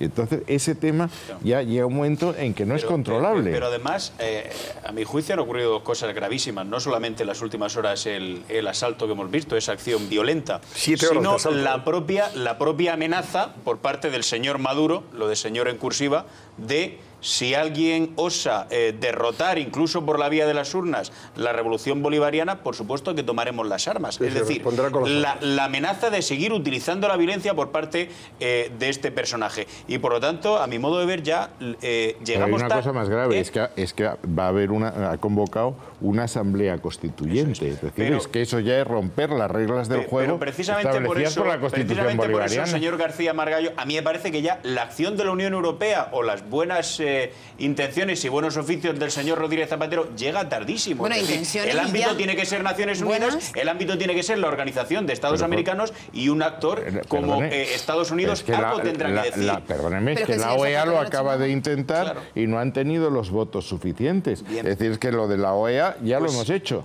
Bien, pero esto, es decir, con todo lo que se pueda aportar y sumar para que no lleguemos a una situación todavía más dramática y más sangrienta y cruenta, pero me parece que excede mucho de lo que se puede hacer desde Bruselas y Estrasburgo, pero de largo, ¿no? Pero por lo que podremos estamos viendo hacer lo que cada día, podemos no solo hacer. ayer, Pero hoy de tiene que nuevo, haber hoy una de nuevo. respuesta. Se encarga Washington, Aunque no vaya a terminar con la en situación. intervenir en países del Bueno, lo que no se puede de lo que permanecer llamaban su es patio trasero. Mirando de perfil o simplemente haciendo no es mirando condenas de de tipo perfil, pero formal, lo que no mientras se puede emplean las tampoco armas y mientras el régimen está armando a ciudadanos para que precisamente acaben con la vida, amenacen y amedrenten a ciudadanos que están ejerciendo dice la legítimamente la razón sobre oposición este asunto y la que disidencia. Podemos no critica a Maduro y condena todas las violencias después del asalto al Parlamento. Eso que decías tú, Luis. Sí, pero sobre todo es que mencionaba Irene Montero, me ha parecido tremendo. O sea, si estamos analizando el asalto al Parlamento, se habla sobre eso y si lo tienes que censurar, lo censuras. Pero es que ha pasado al contraataque. Es que ha dicho que lo que acusaba era a la oposición de estar quemando a personas vivas Y de amedrentando apuñalar a a jueces. Por tanto, es que me parece absolutamente tremendo y que hemos perdido el sentido de la racionalidad de cualquier manera. O sea, para negarse a condenar algo, tengo que pasar a decir no. Lo que está pasando es al contrario cuando está viendo todo el mundo, o sea, quién tiene el poder coercitivo del Estado, quién tiene, o sea, armada a brigadas, o sea, de personas que están haciendo barrabasadas y todo lo que está sucediendo en el país por parte de un gobierno que ha hurtado la democracia, que no ha permitido, o sea... Pero eso no es nuevo, acuérdate, en la época dura, en los años de plomo de ETA, que se condenaba la violencia venga de donde venga. Oiga, si viene solo de un sitio. Claro. Es decir, Esta es la fórmula, exacto. Pero además, no ha sido solo Irene Montero, estaba leyendo yo el mensaje de hace 3 o 4 días, hay muchos, no son difíciles de encontrar, de Juan Carlos Monedero, que no es un don nadie en esa formación, y es que iba más lejos, es que le echaba la culpa a España de estar perjudicando a la paz en Venezuela, decía literalmente, ojalá gane el sentido común en Venezuela y ojalá España, al contrario de lo que está haciendo, contribuya a la paz. Es decir, con tal de no distanciarse de estos señores que están machacando la población civil, ¿no? Es una cosa sorprendente, pero bueno, tampoco nos debe llamar la atención. Está contribuyendo a la guerra, ¿no? Yo no me meto en lo de la financiación de Podemos, que efectivamente los jueces lo han archivado, pero que a título personal y a través de fundaciones, todos estos que hablan, algunas... archivaron una querella presentada por manos limpias. No me saltéis, si era el folleto daba risa. Pero queremos matizar. Aquello no era una querella, era si un era cachondeo. para una, como siempre discuten, ya lo han guardado los jueces, lo han archivado, para decir una cosa que no pueden ni podrán contestar nunca. Y es que ellos, a título personal, han cobrado ingentes cantidades de dinero de estos señores a los que no condenan. A sueldo. Claro, efectivamente, han estado a sueldo. ¿Cómo van a condenar nada de Maduro si se han estado llenando los bolsillos personalmente con él? Aquella yo cuando vi que la presentaban, yo dije, pero ¿a dónde van con esto? Instaban directamente a que se condenase por financiación ilegal al partido, cuando lo que tenías que haber ido era, oiga, han recibido estos señores dinero, ellos a título personal, en la fase en la que estaban montando un partido, y en vez de eso fueron directamente por financiación ilegal de partido. Pero si el receptor del dinero no era la cuenta del partido, sino que eran los responsables del partido, ¿cómo te van a dar la razón? Pero si es que es más, yo te juro, cuando vi la querella, Carlos, yo tuve la sensación de decir, ¿para qué se presenta esta querella? ¿Para que digan que no o qué? Pero Carlos, porque era tan evidente que sí que habían cobrado. Si es que es más que eso, si es que aunque no sea un delito, a ver si un dirigente político decente puede explicar que él se ha estado hartando a ganar dinero de un país en el que la gente se muere de hambre. Y ya está. Y lo siguen defendiendo. Esto no lo puedes responder, ni lo puedes aclarar, ni lo vas a poder justificar en tu vida, pero sin embargo explica muy bien por qué sistemáticamente miran para otro lado. Bueno, el país sobre Venezuela dice que la represión de Maduro provoca división en el chavismo, que ya hay división entre los partidarios del propio Maduro. Y Europa, que recibe a Trump con un acuerdo de libre comercio con Japón. Violentas protestas en Hamburgo contra la celebración del G20, comienza mañana. También habla de ese matrimonio y sus 2 hijas que mueren mientras practicaban barranquismo, noticia que ya hemos abordado hoy en nuestro programa. Y también el alcalde de Bildu cuela la icurriña en el chupinazo de Pamplona. El ABC en su segunda portada dice que el gobierno convocará 15.000 plazas de libre acceso a la administración. Eso es crear 15.000 puestos de trabajo directos, ¿no? Hacienda y sindicatos pactan la mayor oferta de empleo de la última década. Esto es ¿Hacernos trampa en el solitario o no? Que pregunto. Empleo público. Claro, por eso. Pero es que también se está empezando a hablar, Antonio. Sí. Es verdad que muchos si nos hacemos trampa en el solitario. Hay un porcentaje muy alto de esas plazas que son reposiciones. Es decir, hay funcionarios que en los últimos años o han muerto, o han enfermado, o se han jubilado, etcétera, y que hay plazas que no se han repuesto. Y sí que es verdad que hay una minoría que son de nuevo acceso. Bueno, pero hay 15.000 señores que van a poder trabajar en la administración pública, sea por reposición, sea por fallecimiento. Está claro, está claro. Pero que es una noticia magnífica. Ah, ¿no te parece? No. Cerramos los puestos a funcionarios y las convocatorias. Que no haya más jueces, que no haya más bomberos, ni policías, ni guardias civiles, ni bueno, habrá que ver de ahí cuántos son jueces, guardias civiles. Claro, es que... No, es que a ver si van a ser fontaneros del Ayuntamiento de Getafe. ¿Sabes? Es que los hay. Que tenemos un problema con la administración pública. No, es que con la administración pública, pero no en el capítulo tanto de los funcionarios, entiendo yo, sino con determinadas personas que cobran un sueldo público siendo colocados a dedo por hablar en términos coloquiales. No es de lo que estamos hablando, me parece. Es muy fácil. Mira, si la cifra es muy sencilla, entre los 3 y los 3,5 millones de empleados públicos de distinto tipo que hay en España, solo la mitad pertenecen a los servicios básicos: justicia, Hacienda, sanidad, educación y defensa. Correcto. Ya está. El resto no pertenecen a ninguno de estos servicios elementales. No digo que haya que echarles, pero hombre... Es que estamos hablando de convocatoria de plazas, no de que se señale a una persona para que cobre el sueldo público. Convocatoria de plazas, por lo tanto, se supone que tendrán que superar unas pruebas y acreditar unos méritos. Alfonso, sí, todo lo que tú quieras, pero si el dato se refleja muy bien en el esfuerzo que ha hecho la empresa y la familia en España en estos años de crisis, que se ha reducido a mitad su deuda y, sin embargo, la del Estado se ha duplicado o se ha triplicado. Ya está. Yo creo que no hay más preguntas. Señores, que venga, empresas y familias han reducido 400.000 millones de deuda. Empresas y familias. El Estado no. Yo simplemente digo una cosa. Los cuerpos que tú has citado, Alfonso, tienes toda la razón. Claro. Y yo sumaría, que no lo habéis mencionado, pero vamos, yo creo que lo metías dentro de defensa, la policía, Guardia Civil, etcétera, etcétera. Fuerzas y cuerpos de seguridad del Estado. Hay cuerpos que claramente se tienen que incrementar porque han tenido unos recortes y no dan abasto.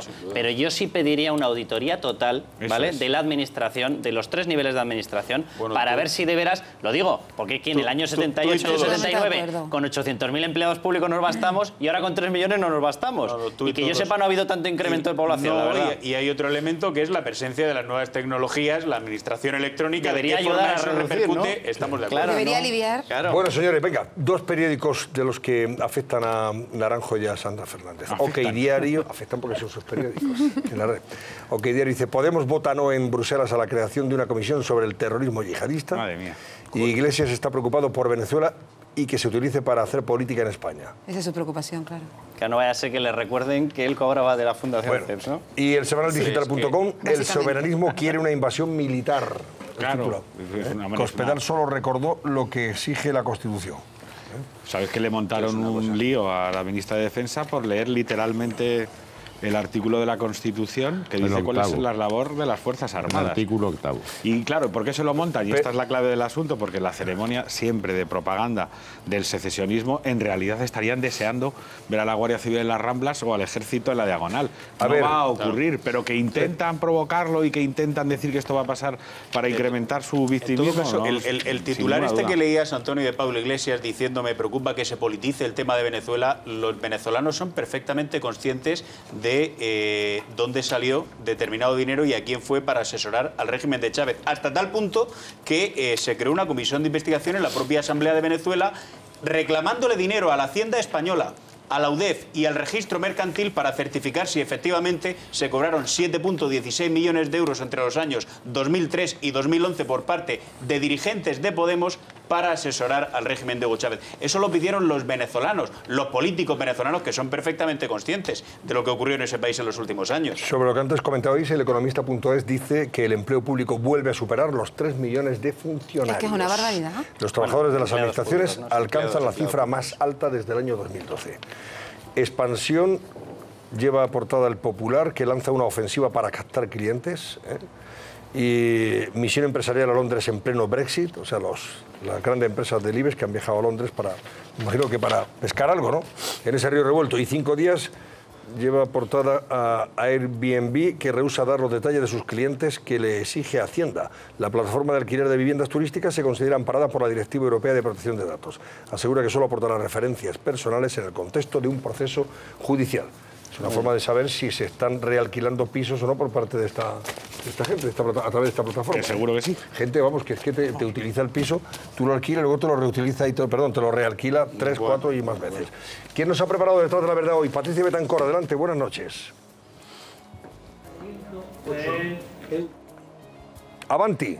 Buenas noches, Antonio. Los datos del móvil de Diana Quer ya están de camino a España. Tras casi 9 meses de espera, por fin han conseguido acceder a la única prueba material que se tiene en este complicado caso. Archivos ocultos, mensajes sin descifrar. ¿Qué oculta el móvil de Diana? En unos minutos hablaremos con una persona muy importante sobre este tema. Y la manada se desdice de lo que lleva afirmando durante prácticamente un año. Tras repetir una y otra vez que ellos no le robaron el móvil a la víctima, ahora uno de ellos confirma que sí, que se lo quitaron. ¿Por qué este cambio de versión? Enseguida les contamos quién ha confesado y les aseguro que les va a sorprender. Pues estos son solo algunos de los temas que vamos a tratar esta noche. Ya saben que hay muchas formas de contar las cosas y la nuestra, como siempre, estar detrás de la verdad.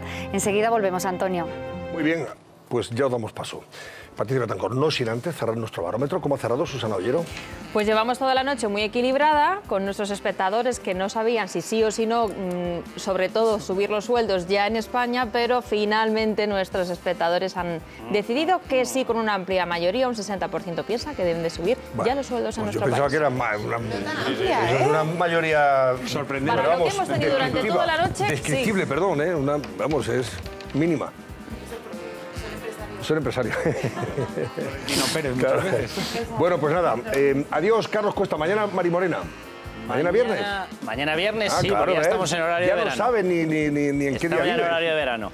Y nada, hablaremos con Paco Vázquez, vamos a hablar... Va a estar Carlos García, que es una persona que estuvo a puntito de que le ocurriese lo mismo que a Miguel Ángel Blanco, un concejal de Elorrio.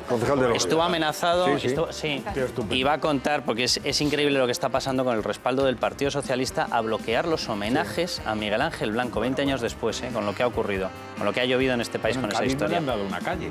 No, increíble. Va a estar con nosotros, vamos a hablar con Andrés Averasturi, que nos va a contar las peripecias cuando la gente habla de esta maravilla de fraccionar cosas, de no, la sanidad para mí, cuarto y mitad para mí. Él cuenta, porque es un padrazo como la copa de un pino, Andrés Averasturi, y tiene un crío al que cuida de maravilla, tiene una sobrina con la que hace exactamente lo mismo, etcétera. Los problemas que se está encontrando cuando tiene que pasar de comunidad en comunidad llevando a un hijo que necesita de asistencia. Nos lo va a contar él, para que veamos las gracias de la burocracia y de estas cosas. Sí. Bueno, pues mañana estaremos atentos. Adiós, Sandra Fernández, adiós, Antonio Naranjo. José Manuel García Margallo, hasta la próxima semana. Alfonso Merlos, Luis Salvador, Aitor Ribeiro, gracias también a vosotros y a Susana Ollero, y que pasen buena noche. Les dejo con Detrás de la Verdad.